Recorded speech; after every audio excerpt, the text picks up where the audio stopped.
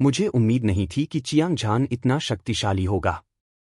उसकी तलवार की ताकत, वह अजेय है। अब से पूरे समृद्ध बल साम्राज्य में शाही परिवार को छोड़कर वह अजेय होगा।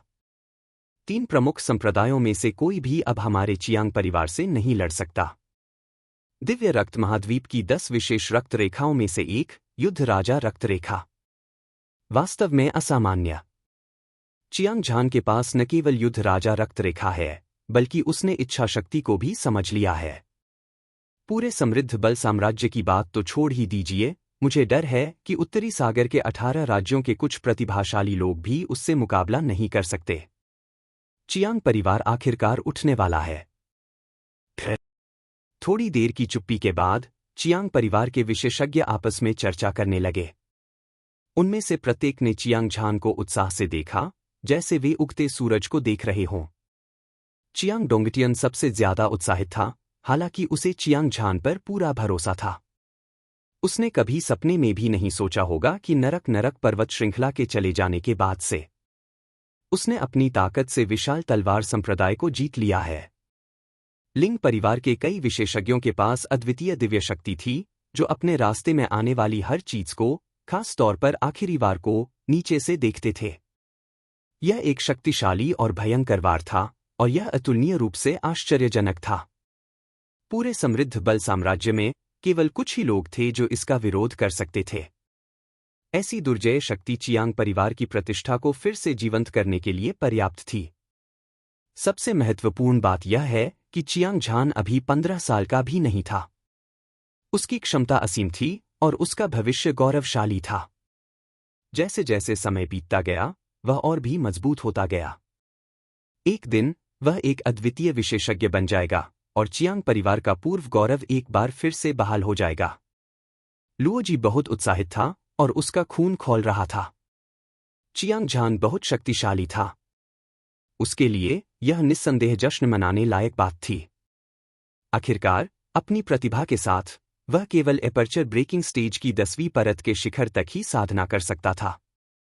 यह एस्ट्रल कंडेंसेशन स्टेज पर चढ़ने जितना ही कठिन था, लेकिन चियांग झान ने उसे उम्मीद दी थी। लिंग पियाओक्सू ने सिर हिलाया। उन्हें आखिरी बार मिले हुए कुछ दिन हो चुके थे और चियांग झान की ताकत तेजी से बढ़ी थी, लगभग उससे आगे निकल गई थी। इसने उसे आश्चर्यचकित और चौंका दिया था और उसके दिल की गहराई में एक हल्की लहर दिखाई दी थी। दिव्य रक्त महाद्वीप में मार्शल पद सबसे सम्मानित था और मजबूत कमजोर का शिकार करता था। हर किसी को मजबूत की पूजा करने के लिए नियत किया गया था, खासकर कुछ लड़कियों को। वे अपने समर्थक के रूप में एक सच्चे प्रतिभाशाली व्यक्ति से शादी करने के लिए अपनी शक्ति में सब कुछ करेंगे। लिंग पियाओक्सू खुद एक दुर्लभ प्रतिभाशाली व्यक्ति था, गर्व और अभिमानी, दुनिया को नीचा देखता था। हालांकि समृद्ध बल साम्राज्य की युवा पीढ़ी में कई प्रतिभाशाली लोग थे, लेकिन कोई भी उसकी नजर में नहीं आ सका। हालांकि जब से वह चियांग झान से मिली थी, उसने उसे एक कमजोर योद्धा से एक कमजोर योद्धा बनते हुए देखा था। वह कदम दर कदम आगे बढ़ा था और अब वह पूरे में सबसे शक्तिशाली प्रतिभाशाली व्यक्ति बन गया था। जाहिर है उसके दिल में एक तरह की आराधना थी। हालांकि उसका व्यक्तित्व ठंडा था और वह शब्दों से अच्छी तरह वाकिफ नहीं थी। उसने इस तरह के विचार को अपने दिल में ही दबा लिया। पिताजी, मेरे पास यहाँ कुछ उच्च श्रेणी की स्पिरिट पिल है। आप इसे सभी के साथ बांट सकते हैं। पहले यहाँ अपनी चोटों को ठीक करें। उसके बाद आप चियांग परिवार में वापस जा सकते हैं। चियांग झान की नजरें उस दृश्य पर घूम गईं। उसने देखा कि चियांग परिवार के सभी लोग गंभीर रूप से घायल थे। तुरंत उसने दर्जनों उच्च श्रेणी की स्पिरिट पिल निकाली और उन्हें अपने पिता चियांग डोंगटियन को सौंप दिया। तुरंत चियांग परिवार के लोग एक बार फिर से गहरे सदमे में आ गए। उच्च श्रेणी की स्पिरिट पिल अमूल्य थी। प्रत्येक की कीमत दसियों हजार स्पिरिट स्टोन थी और उनमें से दर्जनों लाखों स्पिरिट स्टोन के बराबर थे। पूरा चियांग परिवार इतनी बड़ी दौलत नहीं खरीद सकता था। हालांकि चियांग झान इतनी आसानी से ऐसा करने में सक्षम था। यह अविश्वसनीय था। चियांग डोंगटियन आश्चर्यचकित था। उसने चियांग परिवार के लोगों को सारी दवा की गोलियां वितरित की। उसके बाद सभी ने अपनी चोटों को ठीक करने के लिए दवा की गोलियां निगल ली। लुओ जी, इस स्टोरेज रिंग में बहुत सारे खजाने हैं। इसमें सभी तरह की उच्च श्रेणी की पीली श्रेणी की साधना तकनीकें, उच्च श्रेणी की स्पिरिट पिल और उच्च श्रेणी के आध्यात्मिक हथियार हैं। चूंकि आपके पास ये सभी हैं, इसलिए आप इनका इस्तेमाल साधना के लिए कर सकते हैं। जितनी जल्दी हो सके एस्ट्रल कंडेंसेशन स्टेज को तोड़ने की कोशिश करें। चियांग झान ने 2 और स्टोरेज रिंग निकाली और एक लुओजी को दी। उसने एक लिंग पियाओक्सू को दी और कहा, वरिष्ठ बहन, यह सब इस बार आपकी मदद की बदौलत है। मैं अब आपको धन्यवाद नहीं कहूंगा। यह स्टोरेज रिंग ले लो। इसके अंदर बहुत सारे खजाने हैं। एक 7 पत्ती वाली आत्मा को पोषण देने वाली घास भी है। यह आपकी तलवार की मंशा को बढ़ाने में मददगार होनी चाहिए। लिंग पियाओक्सू ने जब यह सुना तो वह चौंक गई। उसके लिए, चाहे उसके पास कितनी भी दौलत क्यों न हो, यह कुछ भी नहीं था। लेकिन 7 पत्ती वाली आत्मा को पोषण देने वाली घास बहुत महत्वपूर्ण थी। इस तरह के स्वर्ग पृथ्वी आत्मा सार में शुद्ध आत्मा शक्ति थी। इसे परिष्कृत करने के बाद यह उसकी तलवार की मंशा को बढ़ाने और उसकी ताकत बढ़ाने में मदद कर सकता है। अविश्वसनीय स्तर तक पहुंचना। दिव्य रक्त महाद्वीप में अन्य प्राकृतिक खजाने दुर्लभ नहीं थे। हालांकि आत्मा को पोषण देने में विशेषज्ञता रखने वाले खजाने बेहद दुर्लभ थे। भले ही किसी के पास पैसा हो, लेकिन वे उन्हें खरीदने में सक्षम नहीं हो सकते। जब तक कोई बेहद भाग्यशाली न हो, जैसे पिछली बार उन्होंने क्लाउडसी नीलामी में भाग लिया था। वे बस किस्मत से एक पाने में सक्षम हो गए। जब लिंग पियाओक्सू ने पिछली बार 7 पत्ती वाली आत्मा पोषण घास को परिष्कृत किया, तो उसने पहले ही अपनी तलवार की मंशा को 10% तक बढ़ा दिया था। पोषण और तड़के की लंबी अवधि को जोड़ते हुए वह लगभग 10% के शिखर पर पहुंच गई थी। वह 20% तलवार की मंशा को तोड़ने से केवल एक कदम दूर थी, लेकिन अपनी तलवार की मंशा को सुधारना बहुत मुश्किल था। ऐसा लग रहा था कि वह बहुत करीब थी, लेकिन वास्तव में वह बहुत दूर थी। चाहे वह कितनी भी मेहनत करे, इससे कोई मदद नहीं मिलेगी। अब चियांग झान ने वास्तव में उसे 7 पत्ती वाली आत्मा को पोषण देने वाली घास दी थी। इस स्वर्ग पृथ्वी आत्मा सार को परिष्कृत करने के बाद उसे पूरा भरोसा था कि वह 20% तलवार के इरादे को तोड़ सकती है। उस समय पूरे समृद्ध बल साम्राज्य में केवल मुट्ठी भर लोग ही होंगे जो उसका मुकाबला कर सकते हैं। भनभनाहट, भनभनाहट, भनभनाहट। लिंग पियाओक्सू उत्साह से भर गई क्योंकि उसने सीधे अपनी आध्यात्मिक ऊर्जा को स्टोरेज रिंग में डालने का आग्रह किया। जिसके बाद उसने कई 100,000 आत्मा पत्थरों और विभिन्न साधना संसाधनों को पहाड़ की तरह ढेर होते देखा। गहरे हरे रंग की आत्मा जड़ी बूटियों में से एक लगातार शुद्ध आत्मा ऊर्जा उत्सर्जित कर रही थी। यह 7 पत्ती वाली आत्मा को पोषण देने वाली घास थी। बिना किसी हिचकिचाहट के उसने 7 पत्ती वाली आत्मा को पोषण देने वाली घास निकाली और उसे मौके पर ही परिष्कृत किया। एक अगरबत्ती को जलने में जितना समय लगता है, उसके बाद लिंग पियाओक्सू के सुंदर शरीर से एक अदृश्य और भयंकर तलवार का इरादा फूट पड़ा। ऐसा लग रहा था मानो हजारों वर्षों से दबी हुई एक अद्वितीय दिव्य तलवार कहीं से प्रकट होकर विशाल तारों वाले आकाश को भेदती हुई निकल आई हो। जैसे ही तलवार का इरादा प्रकट हुआ, हवा और बादलों ने रंग बदल दिए और तारे हिलने लगे। उनके आसपास का स्थान हिंसक रूप से फट गया और जमीन पर अनगिनत दरारें दिखाई दी। तलवार का इरादा अतुलनीय रूप से शक्तिशाली था और यह अंतहीन आकाश में फैल गया। चियांग परिवार के कई विशेषज्ञों को लगा जैसे उनकी आत्मा कट रही थी, जैसे वे किसी भी क्षण टूटने वाले थे। उनमें से हर एक का दिल धड़क रहा था और वे बहुत पसीना बहा रहे थे। 20% तलवार का इरादा। यह इतना भयानक कैसे हो सकता है? चियांग झान की आंखें सिकुड़ गईं और वह चौंक गया। लिंग पियाओक्सू के शरीर से निकली तलवार का इरादा बहुत शक्तिशाली था। यहां तक कि उसे भी जबरदस्त दबाव महसूस हुआ और खुद को बचाने के लिए अपने कृपाण के इरादे का इस्तेमाल करने के अलावा कोई विकल्प नहीं था। फिर भी वह अभी भी अपनी आत्मा को चीरता हुआ महसूस कर सकता था। यह दर्द की लहरों के साथ था। इस समय लिंग पियाओक्सू एक खुली लंबी तलवार की तरह था, तेज और तीखा। यह अतुलनीय रूप से तेज था, मानो यह आकाश में छेद भी कर सकता था। एक आभा जो दुनिया को देखती थी और किसी भी चीज को उसके शरीर को अपवित्र करने की अनुमति नहीं देती थी। यह एक देवता, एक संत की तरह था और यह विस्मयकारी और अपरिवर्तनीय था। उसी समय उच्च श्रेणी की स्पिरिट पिल के शक्तिशाली औषधीय प्रभावों की मदद से चियांग परिवार के सभी लोग अपनी चरम अवस्था में लौट आए थे। उनमें से प्रत्येक ऊर्जा से भरा हुआ था और उनकी आंखें तेज थीं। उनमें से प्रत्येक एक शक्तिशाली आभा उत्सर्जित कर रहा था जो सीधे रात के आकाश में जा रही थी। उनमें से कुछ ऐसे भी थे जिन्होंने मौके पर ही सफलता प्राप्त की और अपनी साधना में सुधार किया। सबसे शक्तिशाली चियांग फेंग था। वह मूल रूप से एपर्चर ब्रेकिंग स्टेज की 10वीं परत का शिखर था, लेकिन अब वह एस्ट्रल कंडेंसेशन स्टेज तक पहुंच गया था। उसकी ताकत तेजी से बढ़ गई थी। हालांकि उसे अभी तक समृद्ध बल साम्राज्य में एक सच्चा विशेषज्ञ नहीं माना जाता था, हालांकि युवा पीढ़ी के बीच वह एक पूरे क्षेत्र पर हावी होने के लिए पर्याप्त मजबूत था। चियांग झान का मूड अच्छा था और वह बहुत उत्साहित था। चियांग परिवार के पास जितने ज्यादा विशेषज्ञ होंगे, उनकी ताकत उतनी ही ज्यादा होगी। इस तरह वे बहुत कम समय में ही ऊपर उठकर पूरे समृद्ध बल साम्राज्य पर अपना दबदबा बना लेंगे। जैसा कि वह अपने दिल में सोच रहा था, उसने समूह को वापस चियांग परिवार के पास ले गया। अतीत में शानदार जागीर खंडहर में बदल गई थी। जागीर में अनगिनत लाशें थीं और वे चियांग परिवार के सदस्य थे। इससे चियांग झान और अन्य लोग बेहद उदास महसूस कर रहे थे। हालांकि उन्होंने सैकड़ों लड़ाइयों का अनुभव किया था। दृढ़ हृदय से उन्होंने अपने दिल में उदासी को बलपूर्वक दबा दिया। उन्होंने लाशों को इकट्ठा करना और कब्र खोदना शुरू कर दिया। एक रात की कड़ी मेहनत के बाद उन्होंने आखिरकार अपने सभी परिवार के सदस्यों को शांति से आराम करने दिया। बड़ी बड़ी कब्रों को देखकर चियांग झान गुस्से से जल रहा था। उसकी हत्या की मंशा आसमान छू रही थी। तुरंत उसने लिंग परिवार को उखाड़ फेंकने का फैसला किया।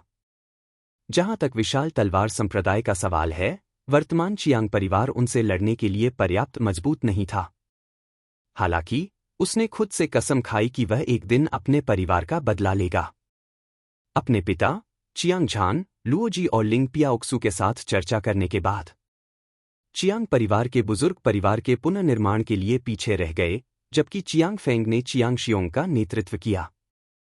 चियांग यूं और अन्य युवा शिष्य उस शक्तिशाली बल को पूरी तरह से नष्ट करने के लिए लिंग परिवार के पास गए जिसने दशकों तक चियांग परिवार को दबा रखा था। आधे महीने बाद पूरे समृद्ध बल साम्राज्य में एक जबरदस्त खबर फैल गई। लिंग परिवार, जिसे कभी समृद्ध बल साम्राज्य के 4 बड़े परिवारों में से एक के रूप में जाना जाता था, को जमीन पर गिरा दिया गया। सभी मारे गए और परिवार के विनाश ने पूरी दुनिया को चौंका दिया। उसी समय चियांग परिवार के उदय ने अनगिनत शक्तियों का ध्यान आकर्षित किया था। सबसे ज्यादा घबराए हुए लोग चियांग परिवार, लिंग परिवार और सोंग और झोउ परिवार थे, जिन्हें समृद्ध शक्ति साम्राज्य के 4 महान परिवारों के रूप में भी जाना जाता था। 2 प्रमुख परिवारों ने अपने प्रतिवादों पर चर्चा करने के लिए रात भर एक आपातकालीन बैठक की। अंत में उन्होंने सभी ने एक निर्णय लिया। वे चियांग परिवार के प्रति सद्भावना व्यक्त करने के लिए कुछ लाभों का त्याग करेंगे। चियांग झान के पास अपनी तलवार से फेंग बियाओ को मारने के अलावा कोई विकल्प नहीं था। हालांकि विशालकाय तलवार संप्रदाय के 2 सच्चे शिष्यों और लिंग परिवार के विशेषज्ञों का मामला गुप्त रखा गया था, फिर भी सोंग और झोउ परिवार विभिन्न चैनलों के माध्यम से कुछ जानकारी प्राप्त करने में कामयाब रहे। बड़े हो चुके चियांग झान का सामना करते हुए उनके पास अपना सिर नीचा करने के अलावा कोई विकल्प नहीं था। अन्यथा यह बहुत संभावना थी कि उनका अंत लिंग परिवार के समान ही होगा। समृद्ध बल साम्राज्य के शाही परिवार और 3 प्रमुख संप्रदायों को भी खबर मिल गई थी। पूर्व शांत और शांतिपूर्ण था, बिना किसी असामान्य हरकत के, लेकिन विशाल तलवार संप्रदाय के दिव्य चाकू संप्रदाय के उच्च वर्ग अतुलनीय रूप से उग्र थे। एल्डर तियान सिंह और एल्डर असुर दोनों ही चियांग झान को अपना सबसे बड़ा खतरा मानते थे। वे उससे छुटकारा पाना चाहते थे। बेशक। और फिर जल्दी से उन्होंने दिव्य कृपाण युवा गुरु लुओ शेन्युन और भारी तलवार युवा गुरु जिंग तियानक्सिया को मारने का आदेश भी दिया। खबर जंगल की आग की तरह फैल गई, जिससे समृद्ध बल साम्राज्य में अंतर्धाराएं उमड़ पड़ी, जैसे कि कोई तूफान आने वाला हो। स्वर्गीय मुट्ठी संप्रदाय के कानून लागू करने वाले एल्डर और स्वर्गीय मुट्ठी युवा मास्टर जुआन युआन बुबाई चियांग झान के दुर्भाग्य पर खुश हो रहे थे। उसी समय उन्होंने लोगों को चियांग झान की हरकतों पर कड़ी नजर रखने के लिए भेजा ताकि वे उसे किसी भी समय मार सकें। ड्रैगन सिटी, चियांग परिवार। पुनर्निर्माण की अवधि के बाद चियांग परिवार ने न केवल अपना पूर्व गौरव वापस पा लिया था, बल्कि अपना पूर्व गौरव भी वापस पा लिया था। सैकड़ों एकड़ भूमि पर फैली जागीर, साथ ही कई गगनचुंबी इमारतें लगातार बढ़ती और गिरती रहीं। माहौल राजसी था, यहां तक कि प्रवेश द्वार पर पहरेदार भी एपर्चर ब्रेकिंग एक्सपर्ट बन गए थे। उनमें से प्रत्येक की आंखें तेज थीं, शक्तिशाली आभा थी और उन पर कड़ी सुरक्षा थी। इन लोगों को हाल ही में भर्ती किया गया था और उनमें से अधिकांश दुष्ट साधक थे। साधना संसाधन प्राप्त करने के लिए वे चियांग परिवार के रक्षक बनने के लिए तैयार थे। जैसा कि कहावत है, पैसे से काम करना आसान है। चियांग झान की संपत्ति समुद्र जितनी विशाल थी और उसके पास सभी प्रकार के साधना संसाधन थे। इस प्रकार उसके लिए कुछ रक्षकों की भर्ती करना स्वाभाविक रूप से कठिन नहीं था। चियांग परिवार के रहने वाले कमरे में बुजुर्ग और युवा शिष्य चारों ओर बैठे थे। उनमें से हर कोई बहुत खुश था और वे बहुत खुश थे। जब उन्होंने चियांग झान को अपने पास बैठे देखा तो वे और भी उत्साहित हो गए। सब लोग लिंग परिवार का सफाया हो चुका है। सोंग और झोऊ परिवारों ने अपनी सद्भावना व्यक्त करने के लिए लोगों को भेजा है। इसमें कोई संदेह नहीं है कि चियांग परिवार साम्राज्य के शाही परिवार के बाद दूसरे नंबर पर आ गया है और 3 प्रमुख संप्रदायों में सबसे मजबूत ताकत है। चियांग डोंगटियन की ऊंची और स्पष्ट आवाज सुनते ही चियांग परिवार के लोग उत्साह से उबल रहे थे। इस परिवार के लिए यह एक ऐतिहासिक क्षण था और ऐसा पहले कभी नहीं हुआ था। चियांग परिवार का एक गौरवशाली दर्जा था जो सभी प्रमुख परिवारों से ऊपर था। यह एक अभूतपूर्व गौरव था और इसे परिवार के इतिहास में दर्ज किया जाना तय था। और यह सब चियांग झान की वजह से था। हर कोई चियांग झान को देखने से खुद को रोक नहीं पाया। जानैर, मैंने पिछले कुछ दिनों में अपने चाचाओं से इस बारे में चर्चा की है। मैंने तुम्हें चियांग परिवार का मुखिया बनने देने का फैसला किया है। मुझे उम्मीद है कि तुम परिवार को गौरव की ओर ले जा सकोगे और अतीत को पुनर्जीवित कर सकोगे। अचानक चियांग डोंगटियन की आंखें चमक उठीं। उसने चियांग झान को घूरते हुए कहा। अपनी आवाज धीमी होने से पहले चियांग झान ने अपनी भौहें सिकोड़ी और साफ मना कर दिया। क्या? मैं परिवार का मुखिया कैसे हो सकता हूं? चियांग झान ने सिर हिलाया और परेशान नजर से कहा, मेरे पिता अपने जीवन के शिखर पर हैं। वे ऊर्जावान हैं। वे परिवार को व्यवस्थित तरीके से चलाते हैं। मैं बगल से मदद कर सकता हूं, लेकिन मुखिया का पद बहुत महत्वपूर्ण है। मुझे डर है कि मैं ऐसा नहीं कर सकता। चियांग झान, मना करने की कोई जरूरत नहीं है। यह हमारे सभी चाचाओं ने मिलकर तय किया था। इसके अलावा आपकी ताकत और प्रतिष्ठा पर्याप्त है। चियांग परिवार के मुखिया बनने के लिए आपसे ज्यादा कोई और उपयुक्त नहीं है। यह सही है। परिवार का स्वामी जितना मजबूत होता है, दुश्मन को उतना ही डराता है। यह पूरे परिवार के लिए बहुत महत्वपूर्ण है। चियांग झान, आपको इसे हर हाल में मानना ही होगा। कोई परिवार मजबूत है या नहीं, यह नेता पर निर्भर करता है। हालांकि आपके पिता की ताकत असाधारण है, लेकिन उन्हें समृद्ध बल साम्राज्य में शीर्ष विशेषज्ञ नहीं माना जाता है। केवल एक परिवार का स्वामी बनकर ही चियांग परिवार वास्तव में शीर्ष पर पहुंच सकता है। चियांग झान, मैं, चियांग फेंग, कभी किसी की प्रशंसा नहीं करता। हालांकि आपकी प्रतिभा और ताकत ने मुझे आपकी प्रशंसा करने पर मजबूर कर दिया है। इसके अलावा हम सभी ईमानदार हैं। परिवार की खातिर मुझे उम्मीद है कि आप मना नहीं करेंगे। श्री झान, बस इसे स्वीकार करें। चियांग फेंग और अन्य युवा पीढ़ी सहित चियांग परिवार के बुजुर्गों ने चियांग झान को परिवार का कुलपति बनने के लिए मनाने की कोशिश की। उनमें से प्रत्येक के पास ऐसा करने का एक अच्छा कारण था। स्पष्ट रूप से वे इसके बारे में ईमानदार थे। लेकिन मैं इस साल 15 साल का भी नहीं हुआ हूं। मुझे परिवार को संभालने का कोई अनुभव नहीं है। इसके अलावा मैं अपना सारा समय साधना पर लगाना चाहता हूं ताकि मैं तेजी से बढ़ सकूं, परिवार की रक्षा कर सकूं। च्यांग झान ने कड़वाहट से मुस्कुराया। यह सच था कि वह च्यांग परिवार का मुखिया नहीं बनना चाहता था। सबसे पहले उसके पिता के पास परिवार को संभालने की क्षमता थी, और दूसरी बात, वह मार्शल आर्ट के प्रति समर्पित था। वह बस जल्द से जल्द अपनी ताकत में सुधार करना चाहता था। आखिरकार उसके और 4 युवा मास्टर्स के बीच 1 साल के समझौते से पहले कुछ ही महीने बचे थे। उस समय एक ड्रैगन और एक बाघ के बीच भयंकर लड़ाई होगी। पर्याप्त ताकत के बिना इससे निपटना असंभव होगा। इससे भी महत्वपूर्ण बात यह है कि उसने स्वर्गीय मुट्ठी के युवा मास्टर जुआन युआन बुबाई को नाराज कर दिया था। कानून प्रवर्तन एल्डर, दिव्य चाकू संप्रदाय के असुर एल्डर और विशाल तलवार संप्रदाय के तियान सिंह। उसने दिव्य कृपाण युवा मास्टर लुओ शेन्युन और भारी तलवार युवा मास्टर जिंग तियानक्सिया को मारने का आदेश भी दिया था। इन सभी चीजों ने उसे पहाड़ की तरह दबाव में महसूस कराया। आपको खेती के बारे में चिंता करने की जरूरत नहीं है। हमने पहले ही व्यवस्था कर ली है। हम आपके कबीले का प्रबंधन करने में आपकी मदद करने के लिए बड़ों का हॉल स्थापित करने की योजना बना रहे हैं, ताकि आप अपना सारा समय अपनी ताकत बढ़ाने में लगा सकें। इस तरह हमारा चियांग परिवार और भी मजबूत हो जाएगा, चियांग डोंगटियन ने मुस्कुराते हुए कहा।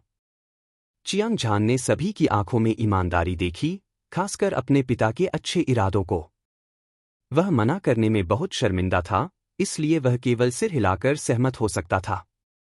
उस स्थिति में मैं पिता और सभी चाचाओं से परिवार को एक साथ संभालने के लिए कहूंगा। मेरे पास यहाँ बहुत सारे साधना संसाधन हैं जो आपकी शक्ति को बेहतर बनाने में आपकी मदद कर सकते हैं। इसके अलावा मेरे पास एक विचार है, एक परिवार के रूप में विकसित होने का।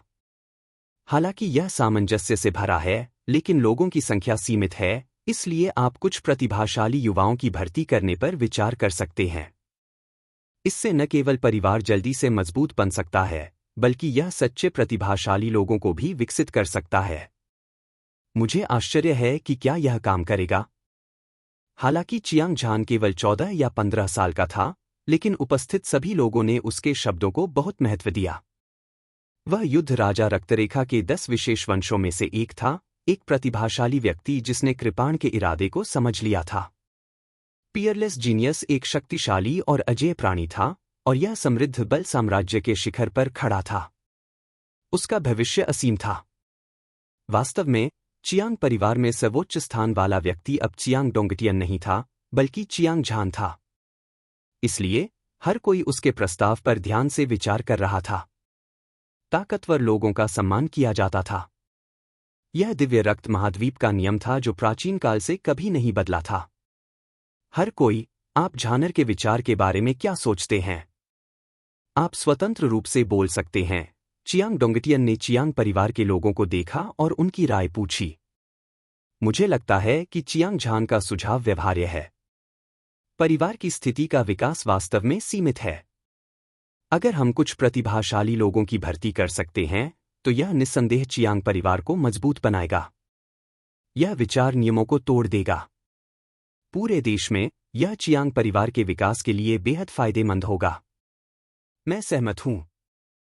क्या कोई अराजकता होगी? आखिरकार, हम जितने अधिक शिष्यों की भर्ती करेंगे, गुटों का उभरना उतना ही आसान होगा। इससे आपसी विरोध होगा, जो परिवार के विकास के लिए उपयुक्त नहीं है। मुझे चिंता है कि शिष्यों की बड़े पैमाने पर भर्ती शाही परिवार और 3 प्रमुख संप्रदायों के बीच दुश्मनी पैदा करेगी और तीव्र संघर्ष का कारण बनेगी।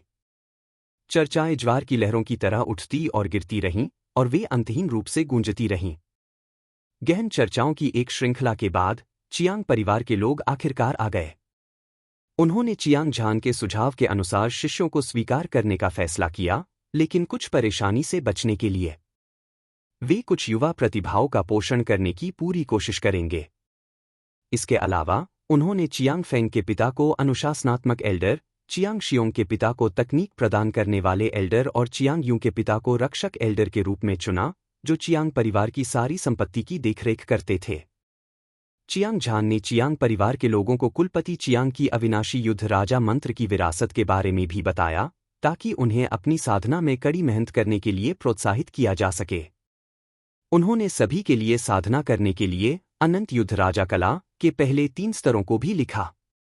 उसके बाद उन्होंने लुओजी और लिंग पियाओक्सू को ढूंढा और उन्हें चियांग परिवार के मानद बुजुर्ग बनने के लिए कहा।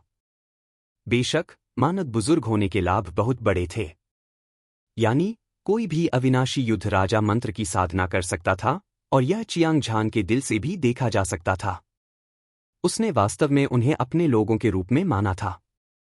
स्वाभाविक रूप से लुओजी और लिंग पियाओक्सू को कोई आपत्ति नहीं थी और वे तुरंत सहमत हो गए। चियांग झान के सुझाव के तहत चियांग परिवार ने एक उचित और प्रभावी विकास की स्थिति बनाई थी और भविष्य में दिव्य रक्त महाद्वीप पर हावी होने के लिए उनके लिए एक ठोस आधार तैयार किया था। यह फिलहाल एक तथ्य था। सब कुछ ठीक हो जाने के बाद चियांग झान ने अपना एकांतवास शुरू किया। हाल ही में उसकी साधना का आधार लगातार बेहतर होता जा रहा था। वह एपर्चर ब्रेकिंग स्टेज 7वीं परत के शिखर पर पहुंच गया था और वह खूनी ब्लेड तकनीक की रक्त वर्षा को महसूस कर सकता था। अब उसके लिए एक सच्चे विशेषज्ञ के साथ प्रतिस्पर्धा करना पर्याप्त नहीं था, इसलिए उसने दूसरी चाल को समझने का फैसला किया। रक्त से सना हुआ स्वर्ग। यह पीली रैंक की शीर्ष स्तर की कृपाण तकनीक भयंकर और भयंकर थी, जो अपने रास्ते में आने वाली हर चीज को बहा ले जाती थी। प्रत्येक चाल पिछली चाल से अधिक शक्तिशाली थी। विशेष रूप से दूसरी चाल, रक्त से सना हुआ स्वर्ग, यह राजसी और अजेय थी। यह एक ब्लेड हमला था। इसने स्वर्ग और पृथ्वी को चीर दिया और दुनिया को रक्त में रंग दिया। इसकी शक्ति पहली तकनीक, रक्त वर्षा और भयावह हवा से कहीं अधिक भयानक थी। चियांग झान ने 3 दिनों तक इसका ध्यानपूर्वक अध्ययन किया। रक्त से सना हुआ स्वर्ग के सार को महसूस करने के बाद उसने ताइजी ब्लेड निकाला और इसका अभ्यास करना शुरू कर दिया। Swoosh, swoosh, swoosh. ब्लेड की रोशनी इंद्रधनुष की तरह थी, शून्य को भेदती हुई। चियांग झान ने ताइजी ब्लेड लहराया और उसका शरीर कृपाण के साथ साथ चला, कृपाण के साथ एक हो गया। उसका पूरा शरीर बिजली के बोल्ट की तरह था, चमकता और हिलता हुआ। उसने अपनी कृपाण से वार किया और उसकी कृपाण की गति ने पहाड़ों और नदियों को निगल लिया और सभी दिशाओं में बह गई। यह समुद्र की लहरों की परतों की तरह था और यह अंतहीन था। हर बार एक निश्चित मारने वाली कृपाण थी। इसकी हत्या करने की मंशा विशाल और असीम थी। अद्वितीय कृपाण आभा ने हर जगह वार किया, अंतरिक्ष को विकृत किया और विस्फोट किया। मकड़ी के जाले की तरह लगातार जमीन पर कई दरारें दिखाई दीं, जिससे हर कोई चौंक गया। 10 दिन बाद चियांग झान की आंखें एक शानदार और धधकती रोशनी से चमक उठीं। रक्त से सना हुआ स्वर्ग। वार। अचानक चियांग झान ने अपनी सारी ऊर्जा अपने ब्लेड में केंद्रित कर दी। 30,000 फीट लंबी ब्लेड की रोशनी ड्रैगन की तरह तेज थी और यह स्वर्ग से एक दिव्य दंड की तरह भी थी। यह मक्खन को काटने वाले गर्म चाकू की तरह विशाल शून्य को भेदती हुई निकल गई। असीम हत्या के इरादे ने आकाश को काला कर दिया और पृथ्वी को ढक दिया, पूरे क्षेत्र को ढक दिया। इसने खून का एक समुद्र बना दिया और इसने वास्तव में रक्त से सने स्वर्ग की घटना को दर्शाया। धधकती कृपाण की रोशनी ने आकाश में एक चौड़ी और गहरी खाई को चीर दिया। शक्तिशाली और अजेय कृपाण की मंशा इसके भीतर संघनित हो गई, जिससे खाई लंबे समय तक ठीक नहीं हो सकी, जैसे कि इसने वास्तव में स्वर्ग और पृथ्वी को 2 भागों में विभाजित कर दिया हो। दृश्य बेहद चौंकाने वाला था। हे भगवान! श्री झान के आकस्मिक वार ने वास्तव में स्वर्ग और पृथ्वी को चीर दिया। क्या वह अभी भी एक इंसान है? यह बहुत भयानक है। आंगन के बाहर से खतरे की चीख सुनाई दी। फिर चियांग झान की आंखों में 2 आकृतियां दिखाई दी। वे लुओजी और लिंग पियाओक्सू थे। उनके चेहरे सदमे से भरे हुए थे और वे अवाक थे। जब उन्होंने शून्य में स्लैश देखा तो उनके दिल हिंसक रूप से धड़क रहे थे, जैसे कि वे अपने गले से बाहर निकलने वाले थे। लुओजी केवल हैरान और अविश्वास में था। आखिरकार उसकी दृष्टि और अनुभव बहुत अच्छे नहीं थे। वह अभी स्लैश की असली शक्ति को नहीं देख सकता था। हालांकि लिंग पियाओक्सू अलग थी। वह एक दुर्लभ प्रतिभा थी। उसने जो अराजक स्वर्गीय थंडर स्वॉर्ड तकनीक विकसित की थी, वह भी एक येलो रैंक टॉप लेवल लड़ाकू तकनीक थी। बस एक नज़र से वह बता सकती थी कि चियांग झान के ब्लेड भगवान के पास अद्वितीय शक्ति थी। भूत रो रहे थे और देवता रो रहे थे। अगर एक साधारण 10वीं परत का एस्ट्रल कंडेंसेशन स्टेज योद्धा इस हमले का सामना करता तो वह निश्चित रूप से मर जाता। यहां तक कि उसे उससे लड़ने के लिए अपनी पूरी ताकत लगानी पड़ी। अपनी तलवार की 20% क्षमता के साथ ही वह उससे लड़ पाएगी। चियांग झान ने हल्के से मुस्कुराया। उसकी दो चमकती हुई आंखें लुओजी और लिंग पियाओक्सू को देखती रहीं, उनका आकलन करती रहीं। उसने पाया कि उनकी ताकत में तेजी से वृद्धि हुई थी और वे अतुलनीय रूप से शक्तिशाली थे। न केवल लुओजी एपर्चर ब्रेकिंग स्टेज की 10वीं परत के शिखर पर पहुंच गया था, बल्कि उसके शरीर में भी जबरदस्त बदलाव आया था। जाहिर है उसने अनंत युद्ध राजा कला की साधना की थी। उसे डर था कि उसी अवस्था के मार्शल आर्टिस्ट में कोई भी उसका मुकाबला नहीं कर सकता, यहां तक कि एस्ट्रल कंडेंसेशन स्टेज के दूसरे स्तर का योद्धा भी नहीं। लिंग पियाओक्सू और भी भयानक थी। वह वहां बेपरवाह खड़ी थी और उसके शरीर में एक तेज और भयंकर ऊर्जा थी जो किसी भी चीज को नष्ट कर सकती थी। इसने वास्तव में चियांग झान को एक मजबूत दबाव महसूस कराया। यह एक ऐसा एहसास था जो केवल एक समान रूप से मेल खाने वाले विशेषज्ञ को ही हो सकता था। यह स्पष्ट था कि उसकी ताकत चियांग झान से भी अधिक थी, लेकिन उसके अविनाशी युद्ध राजा मंत्र की साधना करने के कोई संकेत नहीं थे। इससे चियांग झान संदेह से भर गया। बड़ी बहन ने अविनाशी युद्ध राजा मंत्र की साधना नहीं की? चियांग झान की आंखें संदेह से भरी हुई थीं। लिंग पियाओक्सू ने हल्के से मुस्कुराते हुए कहा, अविनाशी युद्ध राजा मंत्र बहुत दबंग है। इस तरह की साधना विधि मेरे लिए उपयुक्त नहीं है। चियांग झान ने अपना सिर हिलाया। अविनाशी युद्ध राजा मंत्र भयंकर और दबंग था। यह वास्तव में एक लड़की के लिए साधना के लिए उपयुक्त नहीं था, लेकिन उसने इस बिंदु की उपेक्षा की थी। लेकिन फिर भी लिंग पियाओक्सू की ताकत अभी भी बहुत भयानक थी। कम से कम वह उससे कमतर नहीं थी। बेशक उसे खुद पर पूरा भरोसा था। आखिरकार उसने अभी-अभी खूनी ब्लेड तकनीक, रक्त से सना हुआ स्वर्ग का दूसरा कौशल विकसित किया था। उसकी ताकत पहले से भी अधिक मजबूत थी। ऐसी परिस्थितियों में वह अपनी ताकत का परीक्षण करना चाहता था और लिंग पियाओक्सू के साथ मुकाबला करना चाहता था। आंगन में वे दोनों एक दूसरे का सामना कर रहे थे और उनमें से प्रत्येक एक तेज और भयंकर आभा उत्सर्जित कर रहा था। तीव्र। वे टकरा गए। अचानक आसपास की हवा और बादलों ने रंग बदल दिया और हवा उबलने लगी। अंतरिक्ष के बड़े हिस्से हिंसक रूप से कांपने लगे। जमीन पर घनी दरारें दिखाई देने लगीं।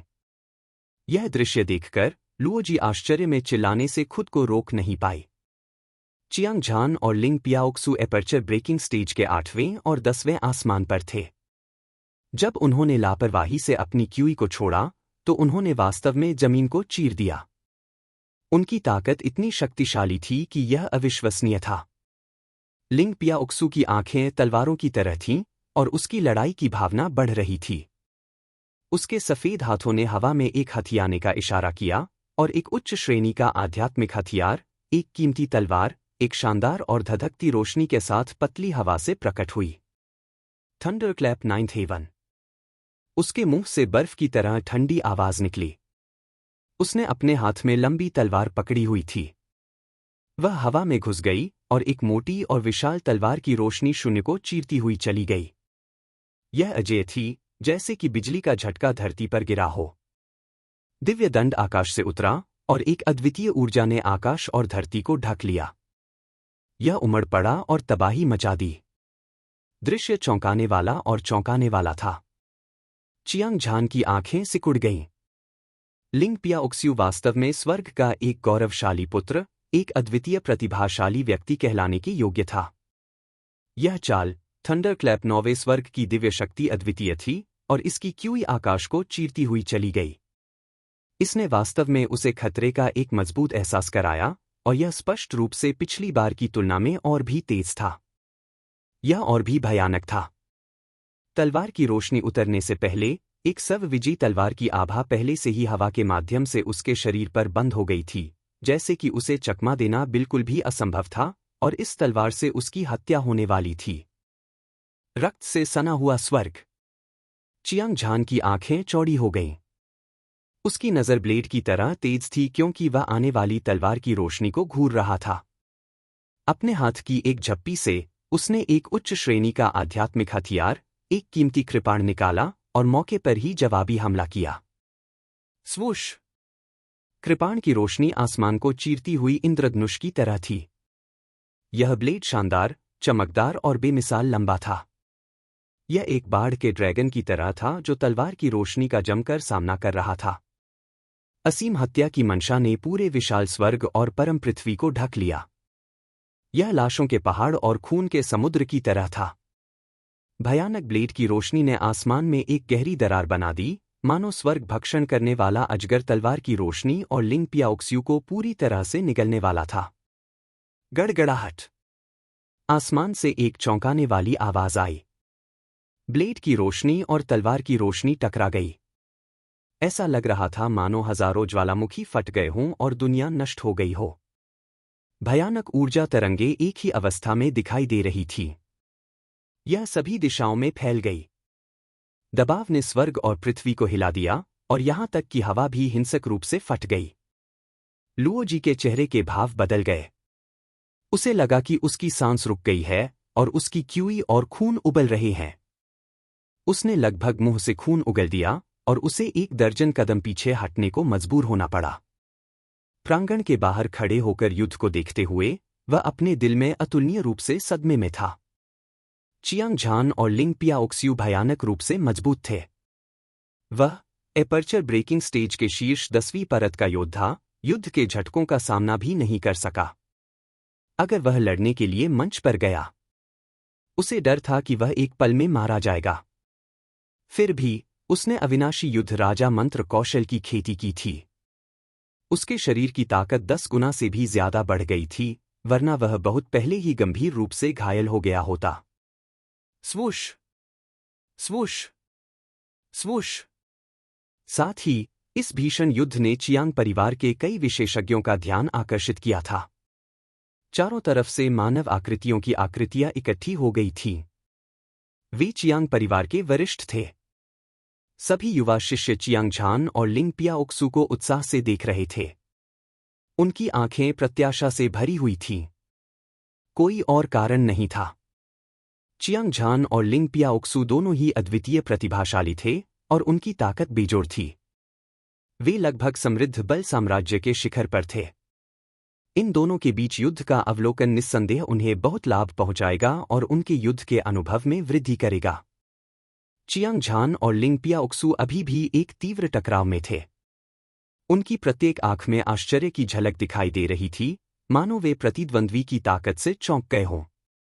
खूनी ब्लेड तकनीक वास्तव में भयानक है, लेकिन मैं जिस अराजक स्वर्गीय बिजली तलवार तकनीक का अभ्यास करता हूं वह भी बुरी नहीं है। चियांग झान, मेरा यह हमला स्वीकार करो, स्वर्गीय बिजली दुनिया को बुझा रही है। लिंग पियाओक्सू की आवाज शांत और संयमित थी। उसका सुंदर शरीर थोड़ा कांप रहा था। घनी बिजली की रोशनी फूट पड़ी, मानो प्राचीन थंडर भगवान नश्वर दुनिया में उतर आए हों। अद्वितीय और अद्वितीय, दुनिया को नीचे देखते हुए। तुरंत लिंग पियाओक्सू की ठंडी आंखों में एक चौंकाने वाली नजर चमक उठी। उसने अपने हाथ में लंबी तलवार पकड़ी और उसे आसमान की ओर इशारा किया।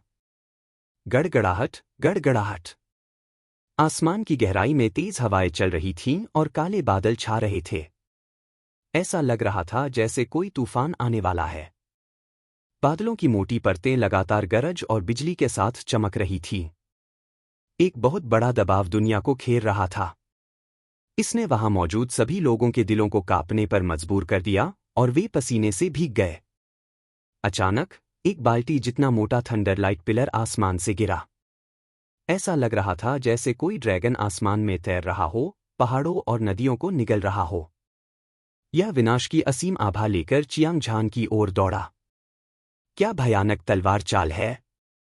चियांग झान सदमे में चिल्लाया और उसकी अभिव्यक्ति अभूतपूर्व रूप से गंभीर हो गई। लिंग पियाओक्सू की तलवार की मार आत्मा को झकझोर देने वाली और राजसी थी। यह वास्तव में स्वर्गीय वज्र की महिमा को दर्शाता है जो दुनिया को नष्ट कर सकती है। हालांकि उसने कोई डर नहीं दिखाया और उसका युद्ध का इरादा बढ़ रहा था। उसका लंबा और सीधा शरीर लाशों के पहाड़ और खून के समुद्र से ढका हुआ था और उसकी हत्या की मंशा आसमान को हिला देने वाले धुएं की तरह थी। ऐसा लग रहा था जैसे वह स्वर्ग की 9वीं परत को भेदने जा रहा था। रक्त से सना हुआ स्वर्ग। चियांग झान की आंखें आत्मविश्वास से भरी हुई थीं। उसने अपनी कृपाण से वार किया। 30,000 फीट लंबी कृपाण की रोशनी अनगिनत चिलचिलाते सूरज को छिपाती हुई लग रही थी, जो चमकते हुए आकाश और पृथ्वी को रोशन कर रही थी, आसमान से गिरने वाले थंडर लाइट पिलर को रोक रही थी। हांग! एक और धरती हिला देने वाली आवाज सुनाई दी। कृपाण की रोशनी बिखर गई और थंडर लाइट पिलर ढह गया। वे दोनों असीम ऊर्जा में बदल गए और हर जगह तबाही मचा दी। दर्शक सभी हैरान थे। चियांग झान की कृपाण तकनीक भयंकर और भयंकर थी। हत्या का इरादा चौंकाने वाला था। लिंग पियाओक्स्यू की तलवार की तकनीक राजसी और सर्वविजयी थी। यह युवक और युवती दोनों प्रतिभाशाली और सुंदर थे। उनकी ताकत बराबर थी और वे बाकी सभी को नीची नज़र से देखते थे। दुनिया को नीची नज़र से देखने की उनकी बेजोड़ शैली ने लोगों को उनका सम्मान करने पर मजबूर कर दिया। ये दोनों अजेय विशेषज्ञ थे और उनके शरीर से एक अद्वितीय दिव्य शक्ति निकल रही थी। वे निश्चित रूप से भविष्य में दिव्य रक्त महाद्वीप के अद्वितीय विशेषज्ञ बनेंगे। इस बात पर किसी को संदेह नहीं था। चियांग झान, आपकी वर्तमान ताकत के साथ मुझे विश्वास है कि आप 4 युवा मास्टर्स को हरा सकते हैं। मैं उस पल का इंतजार कर रहा हूं जब आप दुनिया में प्रसिद्ध हो जाएंगे। लिंग पियाओक्सू की आवाज भले ही ठंडी थी, लेकिन उसके चेहरे पर मुस्कान अतुलनीय रूप से उज्ज्वल थी। यह बर्फ के पहाड़ पर खिले हुए बर्फ के कमल की तरह था, जिसकी तुलना नहीं की जा सकती। बड़ी बहन ने तुरंत मेरी प्रशंसा की, मैं इसके लायक नहीं हूं। चियांग झान ने हंसते हुए अपनी लंबी तलवार रख दी। उसने आंगन के बाहर लोगों पर नजर डाली और कहा, दूसरों को लड़ते हुए देखना अनुभव बढ़ा सकता है, लेकिन यह खुद को लड़ते हुए देखने जितना संतोषजनक नहीं है। इससे भी महत्वपूर्ण बात यह है कि आप गहन लड़ाई में अधिक चीजें सीख सकते हैं। आप में से कौन दिलचस्पी रखता है? क्यों न हम एक मुकाबला करें? उसकी आवाज फीकी पड़ने से पहले लुओजी सहित चियांग परिवार के सभी विशेषज्ञ बहुत उत्साहित थे। उनका खून खौल रहा था और उनकी आंखों में लड़ाई का इरादा भरा हुआ था। परिवार के मुखिया और बड़ी बहन पियाओक्सू के मार्गदर्शन में चियांग फेंग योगदान देने के लिए तैयार है। जो आदमी बोल रहा था वह लंबा और बड़ा था। उसकी पीठ भाले की तरह थी और उसने खून से लाल लबादा पहना हुआ था। वह चियांग परिवार की युवा पीढ़ी का प्रतिभाशाली व्यक्ति था। चियांग झान के बाद दूसरे नंबर पर चियांग फेंग। उसने अपने हाथ में खूनी तलवार पकड़ी हुई थी और चियांग झान को घूरते हुए उसकी आंखें जुनून से जल रही थीं। को प्रणाम करने के बाद उसने हवा में चाकू से वार किया। यह मक्खन को काटने वाले गर्म चाकू की तरह था। हत्या का प्रबल इरादा एक बड़ी नदी की तरह था, जो भव्य तरीके से चियांग झान की ओर बह रही थी। बढ़िया ब्लेड तकनीक है, लेकिन दुर्भाग्य से आपकी हत्या का इरादा पर्याप्त मजबूत नहीं है। यदि आप एक ठोस हत्या का इरादा विकसित कर सकते हैं, तो आपकी ताकत निश्चित रूप से तेजी से बढ़ेगी। चियांग झान का शरीर पहाड़ की तरह दृढ़ था और वह बस वहां आराम से खड़ा था। उसकी भयानक हत्या का इरादा स्वर्ग को चुनौती देने वाली बाढ़ की तरह था। चियांग फेंग द्वारा किए गए दमनकारी हत्या के इरादे को पीछे धकेल दिया गया और यह स्पष्ट था कि वह नुकसान में था। उसके बाद उसने अपनी कृपाण से वार किया और अद्वितीय कृपाण की रोशनी ने कृपाण की रोशनी को आसानी से कुचल दिया, जैसे सूखी घास को कुचल दिया जाता है। लगातार विस्फोटों की आवाज गूंज उठी।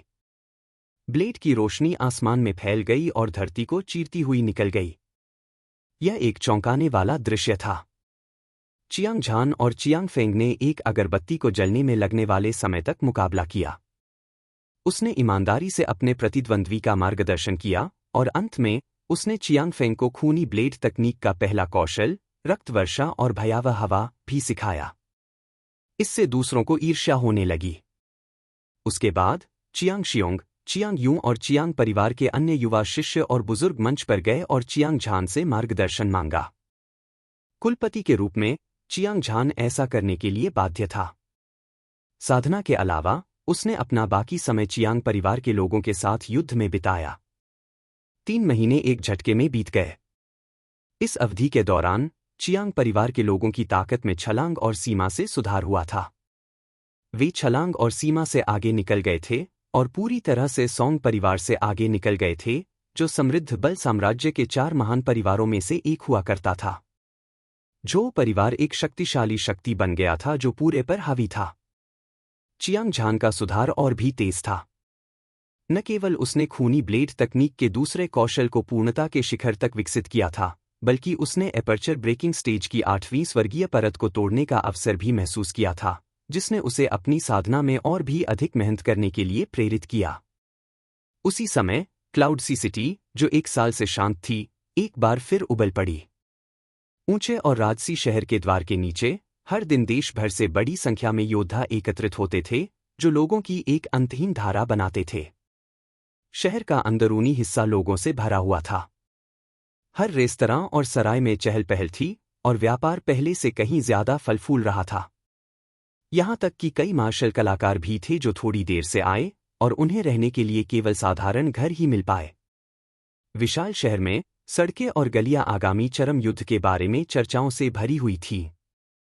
1 साल पहले चियांग झान और 4 युवा मास्टर्स ने क्लाउड सी सिटी में एक लड़ाई के लिए सहमति व्यक्त की थी और इसने पूरे समृद्ध बल साम्राज्य को हिला दिया था। इस निर्णायक लड़ाई के आगमन के साथ क्लाउड सी सिटी अभूतपूर्व रूप से समृद्ध हो गई थी। फोर्सीज कोर्ट के एक शानदार प्रांगण में युवा पुरुषों और महिलाओं का एक समूह एक साथ बैठकर बातें कर रहा था। यह एक जीवंत दृश्य था। लोगों का यह समूह विशाल तलवार संप्रदाय से आया था और उनका साधना आधार गहरा और शक्तिशाली था। उनमें से हर कोई विशालकाय तलवार संप्रदाय का एक प्रसिद्ध सच्चा शिष्य, सूक्ष्म संघनन चरण विशेषज्ञ था। उनमें से एक सफेद कपड़े पहने एक युवक था और उसके लंबे बाल हवा में लहरा रहे थे। उसकी एक जोड़ी तीखी भौहें थीं और उसकी आंखें तलवारों की तरह तीखी थीं।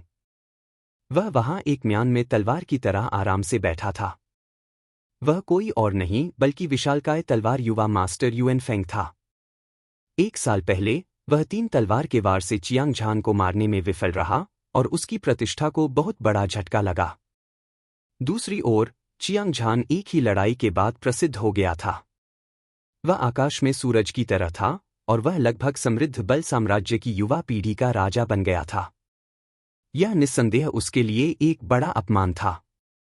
वह केवल चियांग झान के खून से ही शर्म को धो सकता था। इस वजह से वह क्लाउड सी सिटी की ओर भागने का इंतजार नहीं कर सकता था। उसे डर था कि गोल्डन ब्लेड यंग मास्टर ये किंगचेंग, यंग मास्टर लोंगहू यू फेयांग और झो तियानलोंग पहले चियांग झान को मार देंगे। वरिष्ठ शिष्य युआन, मैंने सुना है कि चियांग झान ने नरक की पर्वत श्रृंखला में तानाशाह बाल्डे ओयांग लिया को मार डाला। स्वर्ग दमन तलवार, पानयूंग, साथ ही कई अन्य दिव्य चाकू संप्रदाय और विशाल तलवार संप्रदाय के सच्चे शिष्य। वह प्रसिद्ध और अजेय था। कुछ समय पहले उसने एल्डर तियानहिंग द्वारा भेजे गए विशेषज्ञों को भी मार डाला था। ऐसा कहा जाता है कि एल्डर तियानहिंग ने पहले ही उन्हें मारने का आदेश दे दिया था और भारी तलवार की युवा मास्टर जिंग तियान को उन्हें व्यक्तिगत रूप से मारने का आदेश दिया था। यह देखा जा सकता है कि प्रतिद्वंद्वी की ताकत को कम करके नहीं आंका जाना चाहिए। एक प्रथम आकाशीय सूक्ष्म संघनन मंच ने विशालकाय तलवार की युवा मास्टर युएन फेंग को गंभीर भाव से देखते हुए कहा, एक साधारण चींटी के लिए एल्डर तियान सिंह को इतना बड़ा उपद्रव करना चाहिए। उसने वास्तव में भारी तलवार की युवा मास्टर जिंग तियान को उस पर हमला करने का आदेश दिया। प्रतिभा की कितनी बर्बादी है, विशालकाय तलवार की युवा मास्टर युएन फेंग ने व्यंग्य करते हुए कहा। यह अफसोस की बात है कि भारी तलवार की युवा मास्टर जिंग तियान को अब और मौका नहीं मिलेगा, क्योंकि मैं निश्चित रूप से अपने हाथों से चियांग झान को मार डालूंगा। वरिष्ठ शिष्य युआन प्रतिभाशाली और प्रतिभावान है। उसकी ताकत भारी तलवार की युवा मास्टर जिंग तियान से ज्यादा कमजोर नहीं है। यदि आप चियांग झान को मारना चाहते हैं तो वह स्वाभाविक रूप से मर जाएगा। जिसने बात की वह एक सुंदर लड़की थी जो एस्ट्रल कंडेंसेशन स्टेज की दूसरी परत की योद्धा थी। उसकी आंखों में चमक थी और वह शुरू से लेकर आखिर तक विशालकाय तलवार की युवा मास्टर युएन फेंग पर ही टिकी हुई थी और इसमें कोई संदेह नहीं था कि वह उससे प्यार करती थी। मुझे उम्मीद है कि चियांग झान मुझे बहुत निराश नहीं करेगा। आखिरकार किसी प्रतिद्वंद्वी को बहुत आसानी से मार देने से उत्साह बहुत कम हो जाएगा। यह व्यर्थ है। जैसे ही विशालकाय तलवार के युवा मास्टर युएन फेंग ने बात की, उसकी ठंडी आंखें खून की प्यासी रोशनी से भर गईं। देखो, गोल्डन ब्लेड यंग मास्टर, ये किंगचिंग यहाँ है। फॉरसीज कोर्ट के रेस्तरां से अचानक एक उद्घोष सुनाई दिया। तुरंत अनगिनत मार्शल कलाकार उत्साह से उबल रहे थे। उनकी सभी आंखें स्वर्ण वस्त्रधारी युवक पर केंद्रित थीं और वे सम्मान और आदर से भर गए। यह आदमी लंबा नहीं था और उसका रूप रंग भी साधारण था। हालांकि उसके शरीर से एक अतुलनीय भयंकर आभा निकल रही थी। वह एक लंबे ब्लेड की तरह लग रहा था जो आकाश को भी भेद सकता था। वह समृद्ध बल साम्राज्य में युवा पीढ़ी का राजा था, गोल्डन ब्लेड यंग मास्टर ये किंगचिंग। वह रेस्तरां में गया और खिड़की के पास एक टेबल चुनी। जैसे ही वह बैठा, कुछ एस्ट्रल कंडेंसेशन स्टेज विशेषज्ञ उसके चारों ओर इकट्ठा हो गए। नमस्कार वरिष्ठ भाई। ये कुछ एस्ट्रल कंडेंसेशन स्टेज विशेषज्ञों ने अपनी मुट्ठियां बांध ली और झुक गए। वे सभी दिव्य चाकू संप्रदाय के सच्चे शिष्य थे। वे बहुत समय पहले क्लाउड सी सिटी में आ गए थे, आगामी युद्ध को देखने के लिए इंतजार कर रहे थे। जब उन्होंने गोल्डन ब्लेड यंग मास्टर ये किंगचिंग को देखा, तो उन्हें स्वाभाविक रूप से उनका अभिवादन करना पड़ा। हालांकि वे शक्तिशाली थे और उनका दर्जा ऊंचा था, लेकिन गोल्डन ब्लेड यंग मास्टर ये किंगचिंग के सामने उनका व्यवहार विनम्र और सम्मानजनक था। ऐसा नहीं हो सकता था। एक प्रतिभाशाली व्यक्ति की ताकत का अंदाजा सामान्य ज्ञान से नहीं लगाया जा सकता। गोल्डन ब्लेड यंग मास्टर ये किंगचिंग की साधना भले ही उनसे ज्यादा मजबूत न हो, लेकिन उनकी ताकत उनसे कहीं ज्यादा थी। उनके बीच का अंतर स्वर्ग और धरती के बराबर है। दिव्य रक्त महाद्वीप में ताकतवर लोगों का सम्मान किया जाता था। जंगल के कानून का मतलब था कि गोल्डन ब्लेड यंग मास्टर ये किंगचिंग जहां भी जाए, उन्हें अनगिनत लोगों द्वारा सम्मान दिया जाएगा। हम सभी दिव्य चाकू संप्रदाय के शिष्य हैं। विनम्र होने की कोई जरूरत नहीं है। सभी लोग कृपया बैठ जाए। गोल्डन ब्लेड यंग मास्टर ये किंगचिंग ने हल्के से मुस्कुराया। सभी को बैठने के लिए आमंत्रित करने के बाद उन्होंने व्यंजन और शराब का ऑर्डर दिया और खाते समय बातचीत की। इस बार निर्णायक लड़ाई ने पूरे देश से अनगिनत विशेषज्ञों को आकर्षित किया है। यह दृश्य अभूतपूर्व है। जब सीनियर भाई ये चियांग झान को मारेंगे, तो उनका नाम निश्चित रूप से दुनिया भर में फैल जाएगा और पूरे देश को हिला देगा। सीनियर भाई ये की ताकत के साथ चियांग झान को मारना धूल उड़ाने जितना आसान है, लेकिन मैंने सुना है कि विशाल तलवार युवा मास्टर युएन फेंग, युवा मास्टर लोंगहु यू फेयांग, युवा मास्टर फ्लाइंग ड्रैगन और झो तियानलोंग ने चियांग झान के साथ एक समझौता किया था। उस समय वरिष्ठ शिष्य ये को सबसे पहले हमला करना चाहिए, ताकि दूसरों द्वारा लूटे जाने से बचा जा सके। वास्तव में 4 युवा मास्टर स्वर्ग के एक गौरवशाली पुत्र हैं। कोई फर्क नहीं पड़ता कि वह कौन है, चियांग झान बिना किसी संदेह के मर जाएगा। यह खुद के लिए नाम बनाने का सबसे अच्छा अवसर है। बेशक सीनियर भाई ये इसे नहीं छोड़ सकते। दिव्य चाकू संप्रदाय के कुछ सच्चे शिष्य आपस में चर्चा कर रहे थे। वे सभी गोल्डन ब्लेड यंग मास्टर ये किंगचिंग को पहले हमला करने की याद दिला रहे थे, मानो चियांग झान पहले से ही मरा हुआ आदमी हो।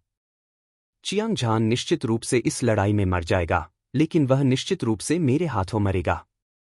चिंता मत करो सब लोग, गोल्डन ब्लेड यंग मास्टर ये किंगचिंग ने व्यंग्य किया। उसकी आंखों में हत्या के इरादे भरे हुए थे। सुप्रीम कैसीनो, गगनचुंबी इमारत, शानदार हॉल एक वर्ग की तरह है जो हजारों लोगों को समायोजित करने के लिए पर्याप्त है। यह पूरे क्लाउड सी सिटी में सबसे बड़ा कैसीनो था और इसका व्यवसाय हमेशा फल फूल रहा था। हालांकि हाल के समय की तुलना में यह कुछ भी नहीं था। जैसे जैसे चियांग झान और 4 युवा मास्टर्स के बीच लड़ाई करीब आती गई, यह और भी करीब होता गया। देश भर से लाखों योद्धा एक साथ इकट्ठे हुए और सुप्रीम कैसीनो लोगों से खचाखच भरा हुआ था। यहां तक कि बाहर की लंबी सड़क पर भी लंबी लाइन लगी हुई थी। दृश्य अतुलनीय रूप से चौंकाने वाला था। आओ, आओ, आओ। अगर तुम अपनी शर्त लगाना चाहते हो, तो बेझिझक लगाओ। शर्त निश्चित रूप से तुम्हारे हाथ से छूटने वाली है। इस भव्य निर्णायक युद्ध में सुप्रीम कैसीनो ने उच्च ऑड्स निर्धारित किए। 4 युवा मास्टर्स की जीत के ऑड्स 1-1 हैं और चियांग झान की जीत के ऑड्स 1-10 हैं। यह जीवन में एक बार मिलने वाला भाग्य बनाने का अवसर था और इसकी कोई सीमा नहीं थी। आप जितनी चाहें उतनी शर्त लगा सकते हैं। सुप्रीम कैसीनो का प्रबंधक जोर जोर से और स्पष्ट आवाजें निकालता रहा, जिससे पूरा दर्शक वर्ग उबल पड़ा। अनेक मार्शल कलाकार अपनी अपनी शर्त लगाने के लिए दौड़ पड़े, उनमें से अधिकांश ने चौंकाने वाली दौलत निकाली। 4 युवा मास्टर्स पर अपनी शर्त लगाकर यह स्पष्ट था कि उन्हें उन पर पूरा भरोसा था। यह अजीब नहीं था। 4 युवा मास्टर्स के प्रत्येक प्रतिभाशाली व्यक्ति पहले से ही समृद्ध बल साम्राज्य में युवा पीढ़ी के राजा बन चुके थे। उनकी ख्याति शानदार थी और उनकी लोकप्रियता आसमान छू रही थी। जहां तक चियांग झान की परगिटरी पर्वत श्रृंखला में लड़ाई का सवाल है, जहां तक इस तथ्य का सवाल है कि उसने दिव्य चाकू संप्रदाय को मार डाला था। विशाल तलवार संप्रदाय द्वारा भेजे गए विशेषज्ञ सभी अफवाहें थीं। इसलिए कोई भी उसके बारे में बहुत अधिक नहीं सोचता था। आखिरकार यह एक ऐसा मामला था जो उसके परिवार के जीवन और मृत्यु से संबंधित था। उसे सावधानी से काम करना था। बेशक कुछ लोग ऐसे भी थे जो चियांग झान पर एक छोटा सा दाव लगाना चाहते थे, लेकिन आत्मा के पत्थरों की संख्या दयनीय रूप से कम थी। मैं अपने आप पर 1 लाख आत्मा के पत्थरों का दाव लगाऊंगा। अचानक एक युवक ठंडी आवाज में बोला। मानो ठंडी हवा चल रही हो, उसका शरीर लंबा और सीधा खड़ा था। वह एक पहाड़ की तरह था, उसके शरीर से एक जंगली और दबंग आभा निकल रही थी। वहां आराम से खड़े होकर उसने मुर्गियों के झुंड में खड़े एक सारस की तरह महसूस किया, जैसे कि वह दुनिया का सबसे शक्तिशाली प्राणी था। यह यंग मास्टर लोंगहू युनफेयांग है, किसी ने युवक की पहचान पहचानते हुए कहा। यह सही है, वह युवक 4 यंग मास्टर्स के शिष्यों में से एक था, यंग मास्टर लोंगहू युनफेयांग। वह और विशाल तलवार young master Yuanfeng. Golden blade young master ये किंगचेंग को डर था कि कोई इस लड़ाई में पहल करेगा। इसलिए वह समय से पहले क्लाउड सी सिटी की ओर भागा। जब वह सुप्रीम कैसीनो से गुजरा तो उसने जीवंत दृश्य देखा। उसने तुरंत कैसीनो में प्रवेश किया और अपनी शर्त लगाई। 1 लाख स्पिरिट स्टोन निश्चित रूप से एक बहुत बड़ी दौलत थी। साधारण मार्शल आर्टिस्ट इसे आसानी से नहीं निकाल सकते थे। यहां तक कि यंग मास्टर लोंगहू युनफेयांग भी लगभग दिवालिया हो गए थे। लेकिन उन्हें इसकी बिल्कुल भी परवाह नहीं थी, क्योंकि उनके दिल में यह बस आसमान से गिरने वाली पाई थी। केवल अगर वह जीतता या हारता, तो स्वाभाविक रूप से वह इसे आसानी से नहीं खोता। जब सभी ने यंग मास्टर लोंगहू युनफेयांग के आत्मविश्वास को देखा, तो ऐसा लगा जैसे उन्हें उत्तेजक इंजेक्शन दिए गए हों। उन्होंने पागलों की तरह अपने दाव लगाए और बड़ी संख्या में स्पिरिट स्टोन एक उफनती नदी की तरह सुप्रीम कैसीनो में बह गए। उसी समय क्लाउड सी सिटी के प्रवेश द्वार पर घोड़ों की हिनहिनाहट की आवाज सुनी जा सकती थी, जिससे आकाश हिल रहा था। एक बैंगनी कपड़े पहने युवक एक विंड ड्रैगन घोड़े पर सवार होकर तूफान की तरह भागा, जिससे आसपास की भीड़ में हड़कंप मच गया। यह यंग मास्टर फ्लाइंग ड्रैगन झो तियानलोंग है, किसी ने आश्चर्य से चिल्लाया। तुरंत अनगिनत मार्शल कलाकार उत्साहित हो गए। उनमें से लगभग सभी देश भर से लड़ाई देखने आए थे। जब उन्होंने यंग मास्टर फ्लाइंग ड्रैगन झो तियानलोंग को देखा, तो यह कल्पना की जा सकती थी कि वे कितने उत्साहित थे।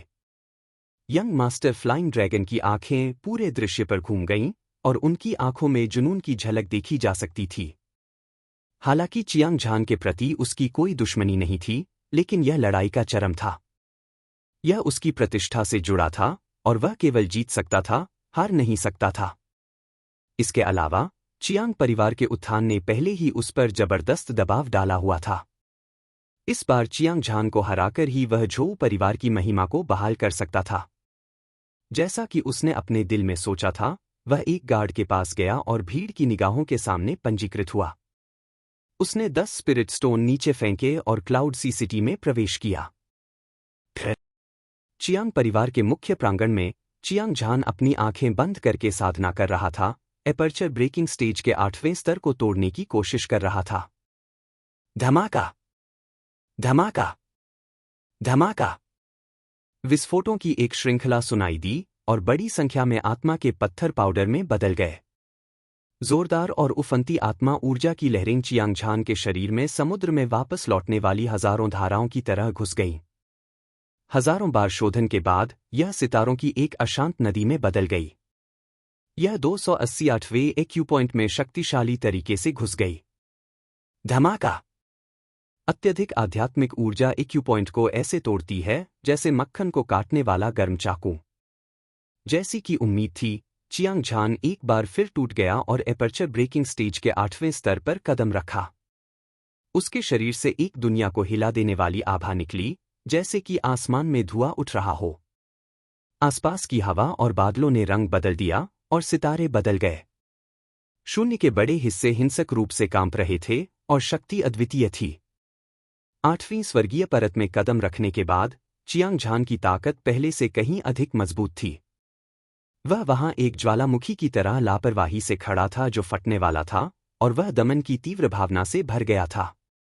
एस्ट्रल कंडेंसेशन स्टेज के साधारण 10वीं परत के विशेषज्ञ अब मेरे लिए कोई खतरा नहीं है। मुझे डर है कि समृद्ध बल साम्राज्य में मुट्ठी भर से भी कम विशेषज्ञ हैं जो मुझसे मुकाबला कर सकते हैं, चियांग झान ने खुद से कहा। उसका शरीर एक तेज और भयंकर क्यूई उत्सर्जित कर रहा था, जैसे कि एक कीमती कृपाण जो स्वर्ग और पृथ्वी को भी काट सकता है। इस समय उसने आखिरकार महसूस किया कि वह समृद्ध बल साम्राज्य में कितना शक्तिशाली था। वर्तमान सम्राट के अलावा वह 3 प्रमुख संप्रदायों का सबसे मजबूत विशेषज्ञ भी था। कानून प्रवर्तन Elder, Elder Tian Singh, Elder असुर और 4 युवा स्वामी। ऐसा कोई नहीं था जिससे उसे डर लगता हो। यहां तक कि वे शक्तिशाली विशेषज्ञ भी देर सवेर उससे आगे निकल जाएंगे। इस बात पर उसे पूरा भरोसा था। 4 युवा गुरुओं के साथ अंतिम लड़ाई से पहले अभी कुछ दिन बाकी हैं। यह सुनिश्चित करने के लिए कि कुछ भी गलत न हो, मुझे अपने समय का सबसे अच्छा उपयोग दिव्य मार्शल एस्ट्रल गैदरिंग तकनीक की साधना करने में करना चाहिए। जब तक मैं तीसरे स्तर तक पहुंच जाता हूं, हम्फ। चियांग झान का दिमाग चमक रहा था। उसकी आंखें चमक रही थीं, जो उसके अजेय आत्मविश्वास को प्रकट कर रही थीं। हालांकि उसे इस पर गर्व नहीं था।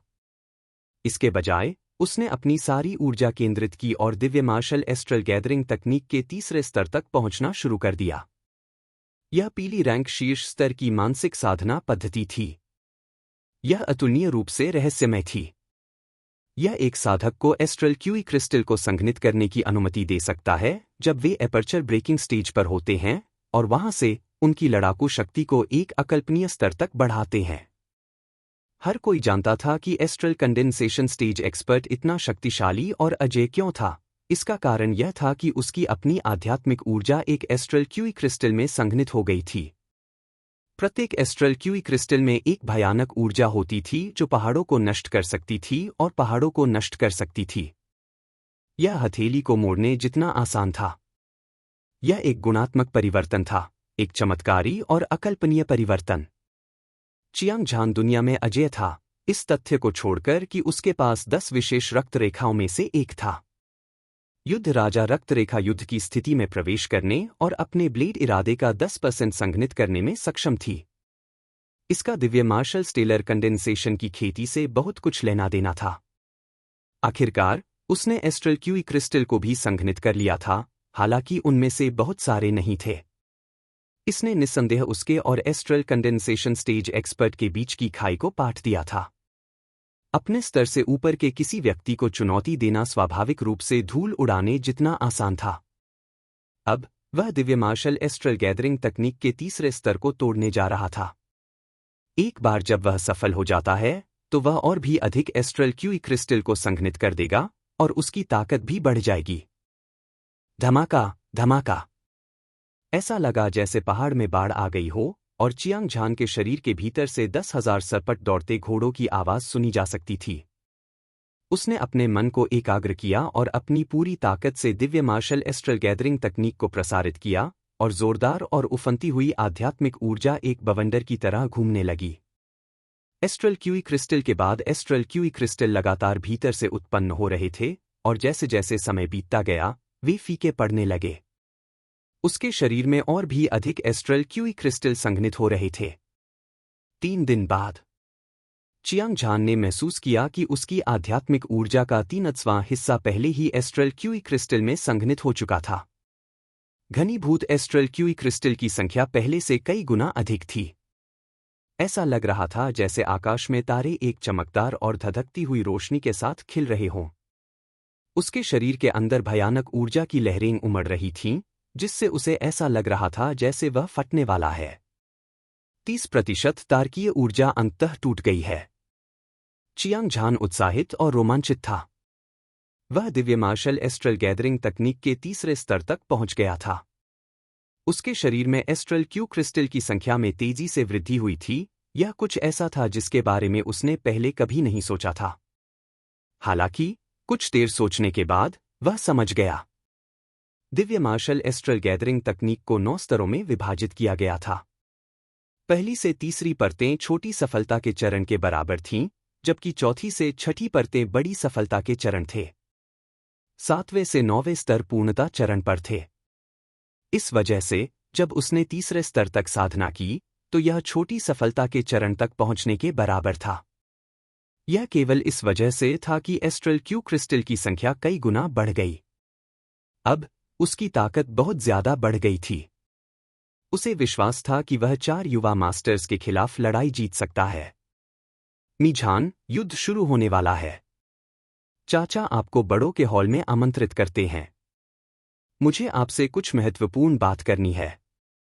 लुओ जी की आवाज अचानक आंगन के बाहर से सुनाई दी। फिर वह आंगन में चला गया। 2 जोड़ी आंखें आश्चर्य से चियांग झान को घूर रही थीं। भयानक, यह बहुत भयानक था।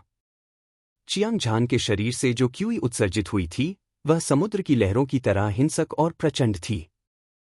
यह आकाश में फैल गई और पृथ्वी को ढक लिया, जिससे लुओ जी ने लगभग मुंह भर खून थूक दिया। आपको पता होना चाहिए कि लुओ जी पहले ही एस्ट्रल कंडेंसेशन स्टेज के पहले आकाश में कदम रख चुका था। इसके अलावा उसने दूसरे आकाश में अविनाशी युद्ध राजा मंत्र की साधना की थी और उसकी ताकत एस्ट्रल कंडेंसेशन स्टेज के चौथे आकाश के बराबर थी। अगर वह चियांग झान की क्यूई के दबाव का सामना भी नहीं कर सका तो चियांग झान वास्तव में कितना शक्तिशाली था। जब चियांग झान ने लुओ जी के हैरान भाव को देखा तो वह हल्के से मुस्कुराया। हालांकि लुओ जी प्रथम आकाशीय सूक्ष्म संघनन चरण के विशेषज्ञ थे और उन्होंने अविनाशी युद्ध राजा मंत्र की साधना की थी, उनका शरीर मजबूत था और उनकी रक्षा आश्चर्यजनक थी। उनकी समग्र शक्ति उसी चरण के मार्शल कलाकार से कहीं आगे निकल गई थी।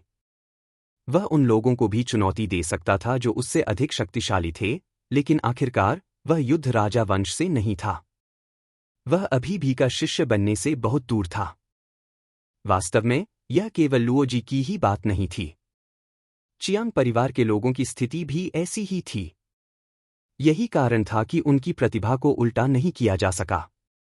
एक विचार के साथ चियांग झान और लुओ जी एक साथ हॉल ऑफ एल्डर्स की ओर चल पड़े। वहां एक राजसी महल था जिसके मुख्य प्रवेश द्वार के ऊपर एक पट्टिका लटकी हुई थी। पट्टिका के ऊपर 3 बड़े शब्द थे, हॉल ऑफ एल्डर्स। प्रत्येक शब्द जोरदार और शक्तिशाली तरीके से लिखा गया था, जैसे कि एक ब्लेड कुल्हाड़ी पर वार कर रहा हो। यह एक अतुलनीय भयंकर आभा देता था। ये 3 शब्द चियांग झान द्वारा व्यक्तिगत रूप से लिखे गए थे। उनमें तलवार के इरादे के धागे थे और उन्हें एक गठन द्वारा सील कर दिया गया था। कोई फर्क नहीं पड़ता कि वह कौन था, वे लंबे समय के बाद चौंक गए। बड़ों के हॉल में प्रवेश करते हुए चियांग झान ने अपने पिता, चियांग परिवार के बुजुर्गों, चियांग फेंग, चियांग शियोंग और चियांग यू को देखा। उन सभी के चेहरे पर गंभीर भाव थे और माहौल बेहद दमनकारी था। हालांकि लिंग पियाओक्स्यू, जो किनारे पर बैठी थी, उसके चेहरे पर एक शांत भाव था। उसकी आंखें सितारों की तरह चमकीली थीं और वे एक चौंकाने वाले रंग से चमक रही थीं। वह बहादुर और बहादुर दिख रही थी और उसका व्यवहार उत्कृष्ट था। जानर, आपके और 4 युवा मास्टर्स के बीच व्यवस्थित लड़ाई शुरू होने वाली है। क्या आपको इस लड़ाई में कोई भरोसा है? चियांग डोंगटियन ने चेहरे पर गंभीर भाव के साथ पूछा। चिंता मत करो पिताजी, मैं यह लड़ाई जरूर जीतूंगा। चियांग झान ने सिर हिलाया, उसका स्वर आत्मविश्वास से भरा था। वह अपने पिता के विचारों को अच्छी तरह से समझता था। यह पहला युद्ध था जो उसने अगले कुलपति बनने के बाद लड़ा था। वह इस युद्ध को हारने का जोखिम नहीं उठा सकता था। इसके अलावा 1 साल पहले आयोजित युद्ध पूरे समृद्ध बल साम्राज्य में जंगल की आग की तरह फैल गया था। यह निश्चित रूप से क्लाउड सी सिटी में लड़ाई देखने के लिए पूरे देश के सभी योद्धाओं को आकर्षित करेगा। उस समय यह ध्यान का केंद्र होगा। अगर वह जीत गया तो उसका नाम दुनिया भर में फैल जाएगा, और अगर वह हार गया तो उसकी प्रतिष्ठा बर्बाद हो जाएगी। वह पहले से ही अपनी पूरी ताकत से लड़ने के लिए तैयार था। यह लड़ाई उतनी सरल नहीं है जितनी तुम सोचते हो। कुछ दिन पहले मैंने किसी को क्लाउड सी सिटी में कुछ समाचारों के बारे में पूछताछ करने के लिए भेजा था। ऐसा कहा जाता है कि बिना किसी अपवाद के चारों युवा मास्टर्स ने एस्ट्रल कंडेंसेशन स्टेज को तोड़ दिया है, अपनी प्रतिभा के साथ। यह शायद सबसे कठिन लड़ाई है जिसका तुमने साधना के मार्ग पर कदम रखने के बाद से सामना किया है। यह आशावादी नहीं है। चियांग डोंगटियन ने अपना सिर हिलाया। जैसे ही उसने बात की, उसकी आंखें अभूतपूर्व रूप से गंभीर हो गईं। चियांग झान की अभिव्यक्ति वैसी ही रही, बिना किसी आश्चर्य के। चारों युवा मास्टर्स में से प्रत्येक के पास अपने वंश की शक्ति थी और मार्शल आर्ट में उनकी प्रतिभा दुर्लभ थी। उसने पहले ही उम्मीद कर ली थी कि वह 1 साल के भीतर एस्ट्रल कंडेंसेशन स्टेज को तोड़ देगा, लेकिन फिर भी विपरीत पक्ष शुरू से ही एक दुर्लभ प्रतिभा था। उसकी ताकत का अंदाजा सामान्य ज्ञान से नहीं लगाया जा सकता था। वह निश्चित रूप से एक दुर्जेय प्रतिद्वंद्वी था। इससे भी महत्वपूर्ण बात यह है कि वह एक ही समय में 4 लोगों से लड़ रहा था। हालांकि 4 युवा मास्टर्स निश्चित रूप से अपनी स्थिति के कारण एक दूसरे से लड़ेंगे, लेकिन यह उनकी बहुत सारी ऊर्जा का उपभोग करेगा। भले ही उसके पास दवा की गोली हो जो उसकी आध्यात्मिक ऊर्जा को फिर से भर सकती है, फिर भी उसे एक कठिन लड़ाई लड़नी होगी। हालांकि न केवल चियांग झान ने कोई डर नहीं दिखाया, बल्कि उसकी आंखों में एक चौंकाने वाला लड़ाई का इरादा भी दिखाई दिया। झेंग। चूंकि 4 युवा मास्टर्स एक शक्तिशाली प्रतिद्वंद्वी थे, इसलिए उनसे लड़ना अधिक दिलचस्प होगा। यदि उनकी जगह कोई साधारण व्यक्ति ले लेता तो वह लड़ने के लिए बहुत आलसी हो जाता। वह केवल इतना कर सकता था कि वह मजबूत से लड़े। प्रतिभा। वह एक उच्च क्षेत्र पर चढ़ सकता था और खुद को संयमित करने में भूमिका निभा सकता था। चियांग झान, क्या तुममें वास्तव में 4 युवा मास्टर्स को हराने का आत्मविश्वास है? चियांग फेंग के पिता, जो चियांग परिवार के वर्तमान कानून प्रवर्तन बुजुर्ग भी थे, ने चिंतित भाव से पूछा। उनकी आवाज फीकी पड़ने से पहले सभी की नजरें चियांग झान पर टिकी थी। उनमें से हर एक के चेहरे पर घबराहट के भाव थे, मानो चियांग झान पर उनका भरोसा डगमगा गया हो। यह दृश्य देखकर चियांग झान अच्छी तरह जानता था कि ऐसा इसलिए था क्योंकि 4 युवा मास्टर्स की ख्याति दूर दूर तक फैल चुकी थी। उनकी ताकत बहुत बड़ी थी, खासकर उनके एस्ट्रल कंडेंसेशन स्टेज के पहले आकाश में कदम रखने की खबर। इसने सभी को बहुत दबाव में डाल दिया था, साथ ही उन्हें उसके लिए चिंता भी थी। यही कारण था कि वे उसके बारे में इतने चिंतित थे। इस समय, जब तक वह 4 युवा मास्टर्स को हरा नहीं देता, उनके लिए अपना आत्मविश्वास वापस पाना मुश्किल होगा। हालांकि वह बहुत होशियार था और उसने तुरंत एक उपाय सोच लिया। 2 तीखी आंखें लिंग पियाओक्सू पर पड़ी और पूछा, वरिष्ठ बहन, क्या आपको लगता है कि मैं 4 युवा मास्टर्स को हरा सकता हूं? बेशक। मुझे शुरू से लेकर अंत तक आप पर पूरा भरोसा है। लिंग पियाओक्सू की आंखों में एक चमकदार रोशनी चमक उठी। उसका स्वर दृढ़ और निर्विवाद था। जैसे ही उसकी आवाज धीमी हुई, चियांग परिवार के लोग उत्साहित हो गए। ऐसा नहीं था कि हर कोई मानता था कि वह चियांग झान पर भरोसा नहीं करती थी। ऐसा इसलिए था क्योंकि चियांग झान ही इसमें शामिल था। हर कोई चिंतित था कि वह अति आत्मविश्वासी हो जाएगा। उसका निर्णय गलत था।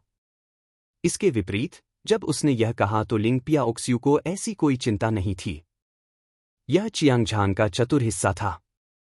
उसने चियांग परिवार के लोगों की चिंताओं को आसानी से दूर कर दिया। उसने तुरंत क्लाउड सी सिटी जाने का फैसला किया। शुरू में उसने लुओजी और लिंगपिया ओक्स्यू को वहां लाने की योजना बनाई। उसे उम्मीद नहीं थी कि चियांग परिवार के लोग लड़ाई देखने के लिए उसका पीछा करेंगे। अंत में यह उसके पिता चियांग डोंगटियन थे जिन्होंने अंतिम निर्णय लेने का फैसला किया। उन्होंने चियांग झान, लुओजी और लिंगपिया ओक्स्यू को चियांग फेंग और चियांग शियोंग का नेतृत्व करने के लिए कहा। जियांग युन और अन्य युवा शिष्य अपने क्षितिज को व्यापक बनाने के लिए चले गए, जबकि पुरानी पीढ़ी परिवार की रक्षा के लिए पीछे रह गई। अगली सुबह सूरज चमक रहा था और आकाश में बादल नहीं थे। चियांग झान और अन्य लोग कक्षा 2 के राक्षसी काले पंख वाले क्रेन पर सवार होकर क्लाउड सी सिटी की ओर उड़ गए। जैसे जैसे चियांग झान और 4 युवा मास्टर्स के बीच युद्ध की तारीख नजदीक आ रही थी, पूरे क्लाउड सी सिटी में हलचल मची हुई थी। इस स्वर्ण युग ने पूरे देश से योद्धाओं को युद्ध देखने के लिए आकर्षित किया। उनकी संख्या 10 लाख से अधिक थी और सभी रेस्तरां और सराय भरे हुए थे। यहां तक कि बड़ी संख्या में योद्धा आम लोगों के घरों में भी रुके थे। एक पल के लिए विशाल क्लाउड सी सिटी अतुलनीय रूप से भीड़भाड़ वाली लग रही थी। अनेक योद्धा विभिन्न रेस्तरां और सराय में आपस में चर्चा कर रहे थे। चर्चा का विषय स्वाभाविक रूप से चियांग झान और 4 युवा मास्टर्स के बीच युद्ध के इर्द गिर्द घूम रहा था। क्लाउड सी नीलामी घर ने भी अवसर का लाभ उठाया और हर दिन नीलामी आयोजित की। बड़ी संख्या में खजाने को खगोलीय कीमत पर नीलाम किया गया। इतना पैसा कमाने के बाद मेजबान फू युनटियन बहुत खुश था। वह हर दिन चियांग झान का नाम दोहराता रहा। उसके लिए चियांग झान लगभग धन के देवता के समान था। साथ ही वह आगामी युद्ध का भी बेसब्री से इंतजार कर रहा था। क्लाउड सी ऑक्शन हाउस के मालिक फू युनटियन की तरह ही सुप्रीम कैसीनो का मालिक भी था। सुप्रीम कैसीनो के खुलने के बाद से ही हर दिन जुए के पैसे का आना जाना लगा रहता था, जिससे भारी मुनाफा होता था। इस बार चियांग झान के बारे में बहुत से लोग आशावादी नहीं थे। हालांकि चियांग झान में असाधारण प्रतिभा थी, लेकिन परगेटरी माउंटेन रेंज में लड़ाई ने उसे प्रसिद्ध बना दिया था। वह दोपहर के सूरज की तरह था और समृद्ध बल साम्राज्य की युवा पीढ़ी के राजाओं में से एक बन गया था। हालांकि 4 युवा मास्टर्स ने अपने लिए बहुत पहले ही नाम बना लिया था और एक दुर्लभ प्रतिभा भी थी जो 100 साल में एक बार ही दिखाई देती थी।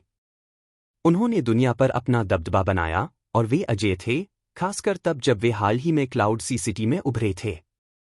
हर कोई एस्ट्रल कंडेंसेशन स्टेज तक पहुंच गया था, जिससे उनकी लोकप्रियता आसमान छू रही थी। वे चियांग झान से कहीं आगे निकल गए थे। फिर भी युद्ध देखने आए योद्धा अभी भी अभूतपूर्व प्रत्याशा के साथ इस शिखर युद्ध की प्रतीक्षा कर रहे थे।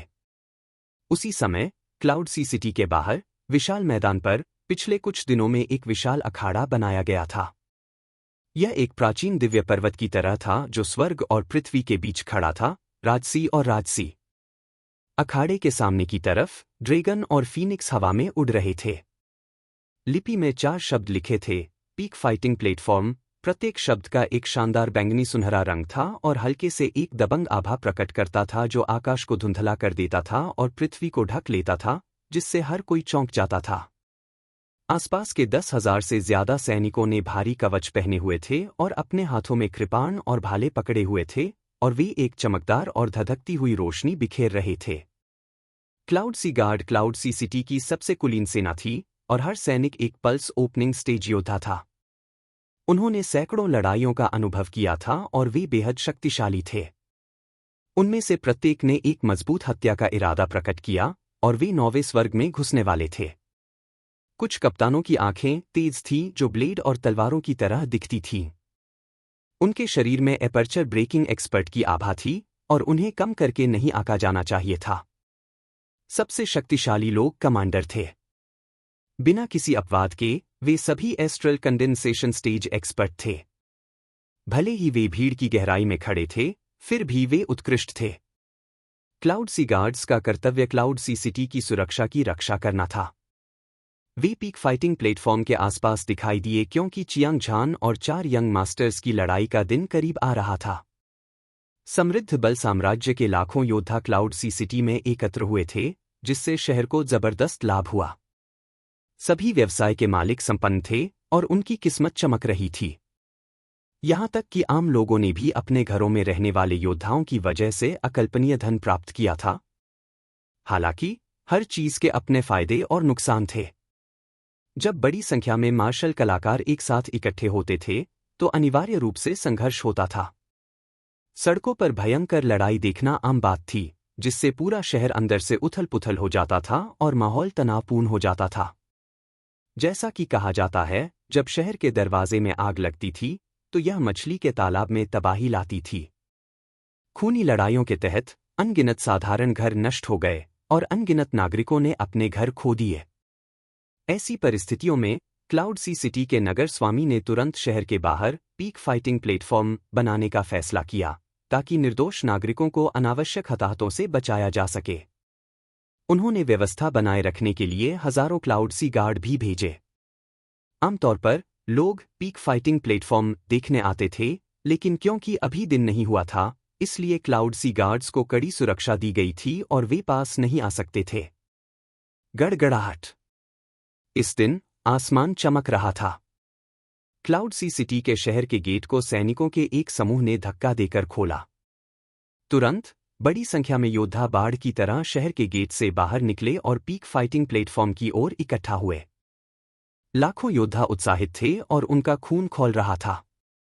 वे चियांग झान और 4 युवा मास्टर्स के बीच भीषण युद्ध देखने के लिए इंतजार नहीं कर सकते थे। हालांकि क्लाउड सी गार्ड्स ने पहले ही एक मोटी मानव दीवार बना ली थी। पीक फाइटिंग प्लेटफॉर्म को घेरने वाली हवा और बारिश इसे भेद नहीं पाई। उनमें से कुछ कमांडर थे एस्ट्रल कंडेंसेशन स्टेज एक्सपर्ट। उन्हें वास्तव में दर्शकों को इस चरम युद्ध में प्रवेश करने और देखने की अनुमति देने के लिए स्पिरिट स्टोन इकट्ठा करना था। यह कहना होगा कि क्लाउड सी सिटी का सिटी लॉर्ड एक महान प्रतिभा और महान दृष्टि वाला व्यक्ति था। उसने इस निर्णायक युद्ध के महान अवसर को देखा था। स्पिरिट स्टोन इकट्ठा करने से निस्संदेह उसे अपार धन मिलेगा। जैसा कि अपेक्षित था, कुछ कमांडरों ने अभी घोषणा की थी कि प्रत्येक दर्शक को 1000 स्पिरिट स्टोन का उच्च शुल्क देना होगा। कई लोगों ने प्रतिक्रिया दी और उनमें से अधिकांश एस्ट्रल कंडेंसेशन स्टेज एक्सपर्ट थे। धन एक महासागर की तरह था, इसलिए वे स्वाभाविक रूप से इतनी कम मात्रा में स्पिरिट स्टोन की परवाह नहीं करेंगे। अधिकांश एपर्चर ब्रेकिंग स्टेज योद्धाओं के लिए, हालांकि पल्स ओपनिंग स्टेज योद्धाओं को स्पिरिट स्टोन के लिए दिल का दर्द महसूस हुआ। चियांग झान और 4 युवा मास्टर्स के बीच निर्णायक लड़ाई देखने के लिए उन्होंने दूर दूर तक यात्रा की थी। वे क्लाउड सी सिटी तक एक लंबा सफर तय कर चुके थे, इसलिए वे इसे कैसे छोड़ सकते थे। इसके अलावा उनमें से कई ने 4 युवा मास्टर्स पर भारी दाव लगाया था। यह एक ऐसा मामला था जो उनके परिवारों के जीवन से संबंधित था। स्वाभाविक रूप से उन्हें इसे अपनी आंखों से देखना था। एक पल में 1 मिलियन से अधिक युद्ध दर्शक मार्शल कलाकारों को स्पिरिट स्टोन से भुगतान किया गया। प्रति व्यक्ति 1000 स्पिरिट स्टोन। कोई कल्पना कर सकता है कि इस लड़ाई ने क्लाउड सी गार्ड्स को कितना बड़ा लाभ पहुंचाया होगा। समय पानी की तरह बीत गया, जल्दी से गुजर गया। अनजाने में पहले से ही शाम हो गई थी। डूबते सूरज की आभा पीक फाइटिंग प्लेटफॉर्म पर चमक रही थी। यह उज्ज्वल और दीप्तिमान था। इस समय लाखों मार्शल कलाकार पहले से ही अपने स्पिरिट स्टोन का भुगतान कर चुके थे और पीक फाइटिंग प्लेटफॉर्म के चारों ओर इकट्ठा हुए थे। लोगों का एक समुद्र था और ध्वनि की लहर आसमान तक पहुंच गई। हर कोई लंबे समय से इस लड़ाई का इंतजार कर रहा था, भले ही उनमें से अधिकांश चियांग झान के बारे में बहुत अच्छा नहीं सोचते थे। हालांकि चियांग झान का नाम पूरे परगिट्री पर्वत श्रृंखला में फैल गया था और उसके नाम ने पूरे देश को हिला दिया था। इसलिए उसकी अपनी ताकत बहुत कमजोर नहीं होगी। भले ही वह 4 युवा मास्टर्स के साथ इस निर्णायक लड़ाई में निस्संदेह हार गया हो, फिर भी वह 4 युवा मास्टर्स को अपनी सबसे मजबूत ताकत को उजागर करने के लिए मजबूर कर सकता था। अफवाहों के अनुसार 4 युवा मास्टर्स अपने वंश की शक्ति के साथ एक अद्वितीय प्रतिभा थे। हालांकि उनकी असली ताकत कितनी शक्तिशाली थी, या उनकी वंश शक्ति के बारे में ऐसा क्या खास था, हालांकि कोई नहीं जानता था। यह ठीक इसी वजह से था कि चियांग झान और 4 युवा मास्टर्स के बीच की लड़ाई ने पूरे देश को हिला दिया था और सभी का ध्यान आकर्षित किया था। यही कारण भी था कि हर कोई यहाँ था। गुगुगु गुगुगु। जबकि हर कोई बेसब्री से इंतजार कर रहा था, दूर से क्रेन की तेज और स्पष्ट चीखें सुनी जा सकती थीं। यह काले पंख वाला क्रेन है। च्यांग झान आखिरकार आ गया है। भीड़ में से किसी ने चिल्लाकर कहा, जिससे भीड़ उबल पड़ी। उस पल हर कोई अपने सिर को ऊपर उठाकर आसमान की ओर देखने से खुद को रोक नहीं पाया। उन्होंने आसमान में एक उल्का की तरह एक काले रंग का प्रकाश बिंदु देखा। यह पहले तो मुट्ठी के आकार का था, लेकिन पलक झपकते ही यह सबके सिर के ऊपर दिखाई दिया।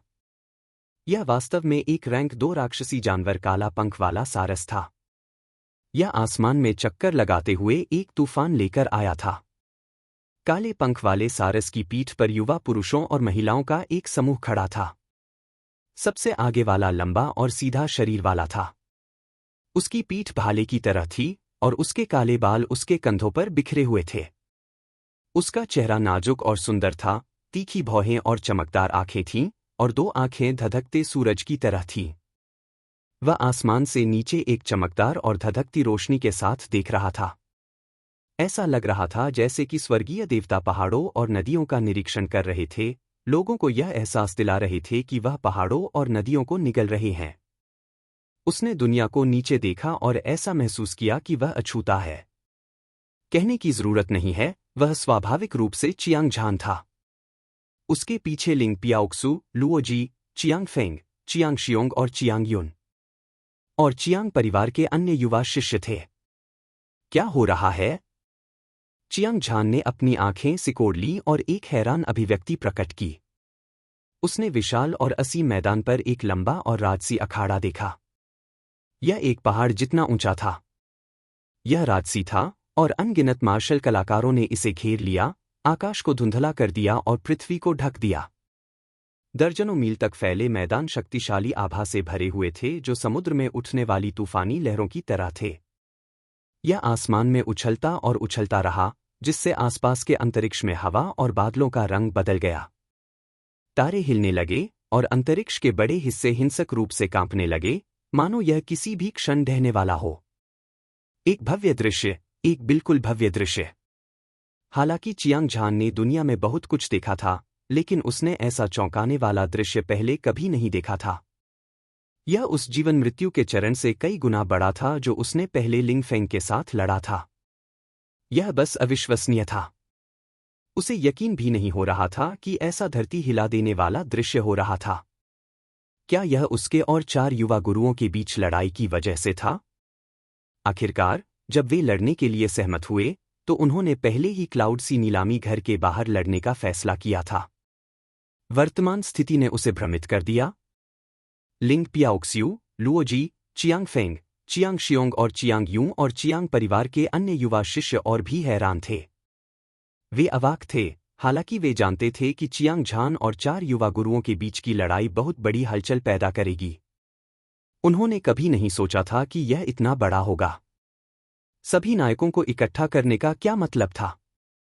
ध्यान का केंद्र बनने का क्या मतलब था? आज उन्होंने अपनी आंखों से नीचे अनगिनत मार्शल कलाकारों को देखा था। उनकी आंखें हर तरफ से चियांग झान पर टिकी हुई थीं। इस समय चियांग झान आसमान में सूरज की तरह था, सबसे चमकीला तारा। यह दुनिया को अपना रंग खोने के लिए काफी था। जिस बात ने उन्हें और भी उत्साहित किया वह यह था कि चियांग झान उनका भाई, दोस्त और परिवार था। उनमें गर्व की भावना उमड़ पड़ी। आने वाला 2 अंतिम हथियारों में से एक है चियांग झान। कृपया नीचे आएं और बोलें। एक तेज और स्पष्ट आवाज गड़गड़ाहट की तरह गूंजी, आकाश और पृथ्वी को हिलाते हुए और अंतरिक्ष और समय में गूंजती हुई। चियांग झान ने आवाज के स्रोत का अनुसरण किया और कुछ एस्ट्रल कंडेंसेशन स्टेज योद्धाओं को देखा। जिसने अभी बात की थी, वह उनमें से एक था, कढ़ाई वाले कपड़े पहने एक मध्यम आयु वर्ग का आदमी।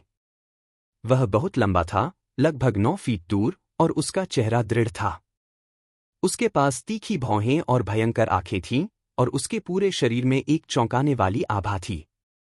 वह वास्तव में एस्ट्रल कंडेंसेशन स्टेज योद्धा की 10वीं परत थी। हालांकि वह नहीं जानता था कि यह आदमी कौन था, क्योंकि इस आदमी ने उसका नाम पुकारा था, इसलिए उसे स्वाभाविक रूप से नीचे जाकर इसकी जांच करनी थी। एक विचार के साथ चियांग झान ने काले पंख वाले क्रेन से संपर्क किया और नीचे गोता लगाया, मध्यम आयु वर्ग के व्यक्ति के सामने उतरा। सर, आप यंग हीरो चियांग हैं। मैं क्लाउड सी सिटी, डोंगफेंग कियांग का सिटी मास्टर हूं। मध्यम आयु वर्ग के व्यक्ति ने अपनी मुट्ठी बांधी और झुककर अपना परिचय दिया। उसका रवैया बहुत विनम्र था। आखिरकार, चियांग झान और 4 युवा मास्टर्स के बीच लड़ाई के कारण उसने एक बहुत बड़ा भाग्य प्राप्त किया था। स्वाभाविक रूप से वह धन के देवता के प्रति कोई उपेक्षा दिखाने की हिम्मत नहीं करेगा। इसके अलावा वह महसूस कर सकता था कि चियांग झान की ताकत बेहद शक्तिशाली थी। उसकी तुलना में चियांग झान और भी अधिक शक्तिशाली था।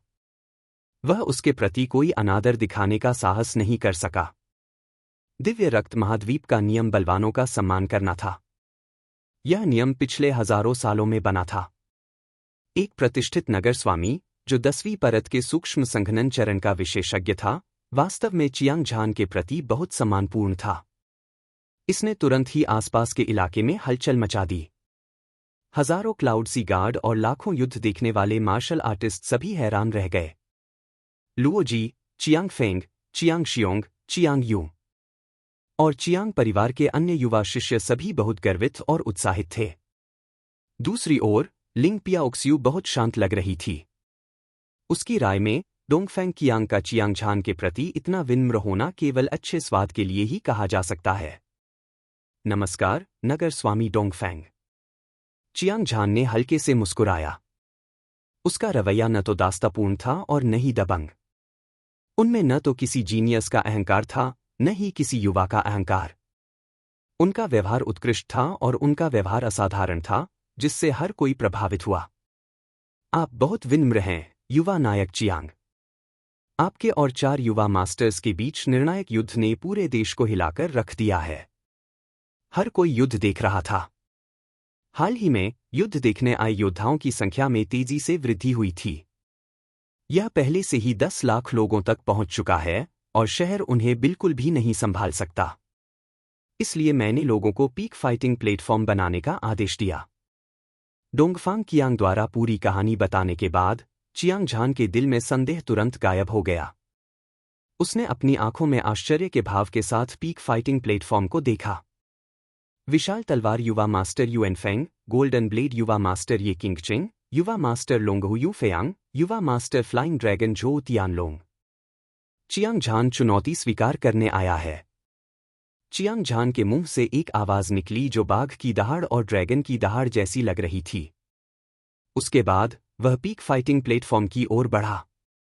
एक अजय फाइटिंग इंटेंट आसमान में उड़ गया और पूरे शून्य को घेर लिया। एक पल में पूरा स्थान उत्साह से उबल रहा था। स्वूश, स्वूश, स्वूश। आकृतियां हिलने लगीं और हवा की आवाज लगातार सुनाई देने लगी। 4 आकृतियां लगभग एक ही समय में आसमान में उड़ी और पीक फाइटिंग प्लेटफॉर्म पर उतरी। विशाल तलवार युवा मास्टर युएन फेंग, गोल्डन ब्लेड युवा मास्टर ये किंगचिंग, युवा मास्टर लोंगहू यू फेयांग, फ्लाइंग ड्रैगन और झो तियानलोंग। चारों युवा गुरुओं को डर था कि कोई उनसे पहले चियांग झान को मार देगा। वे यहां बहुत दिनों से थे। अब वे चिढ़ महसूस कर रहे थे। जब वे क्रोध से जल रहे थे, उन्होंने चियांग झान की युद्ध की दबंग घोषणा सुनी और तुरंत मंच के शीर्ष पर पहुंच गए। वे वहां बेपरवाह खड़े थे, उनमें से प्रत्येक ने एक उफनती और शक्तिशाली क्यूई उत्सर्जित की। यह एक महान नदी की तरह था, एक राक्षसी लहर जो समय और स्थान के 10,000 मील को पार कर गई थी। हर किसी की आंखों में अजय युद्ध की मंशा थी। वे अपने दिल की गहराई में हत्या के इरादे को छिपाए बिना चियांग झान को घूर रहे थे। अगर यह कोई साधारण व्यक्ति होता, तो वह निश्चित रूप से 4 युवा गुरुओं का सामना करते समय घबरा जाता। उसका दिल कांप रहा था, लेकिन चियांग झान तैयार होकर आया था और आत्मविश्वास से भरा हुआ था। उसके शरीर में अजय युद्ध की मंशा बढ़ती जा रही थी और उसकी भयानक क्यूई स्वर्ग को चुनौती देने वाली धारा की तरह थी। वह 4 युवा मास्टर्स पर जबरदस्त तरीके से दबाव बना रहा था। धमाका, धमाका।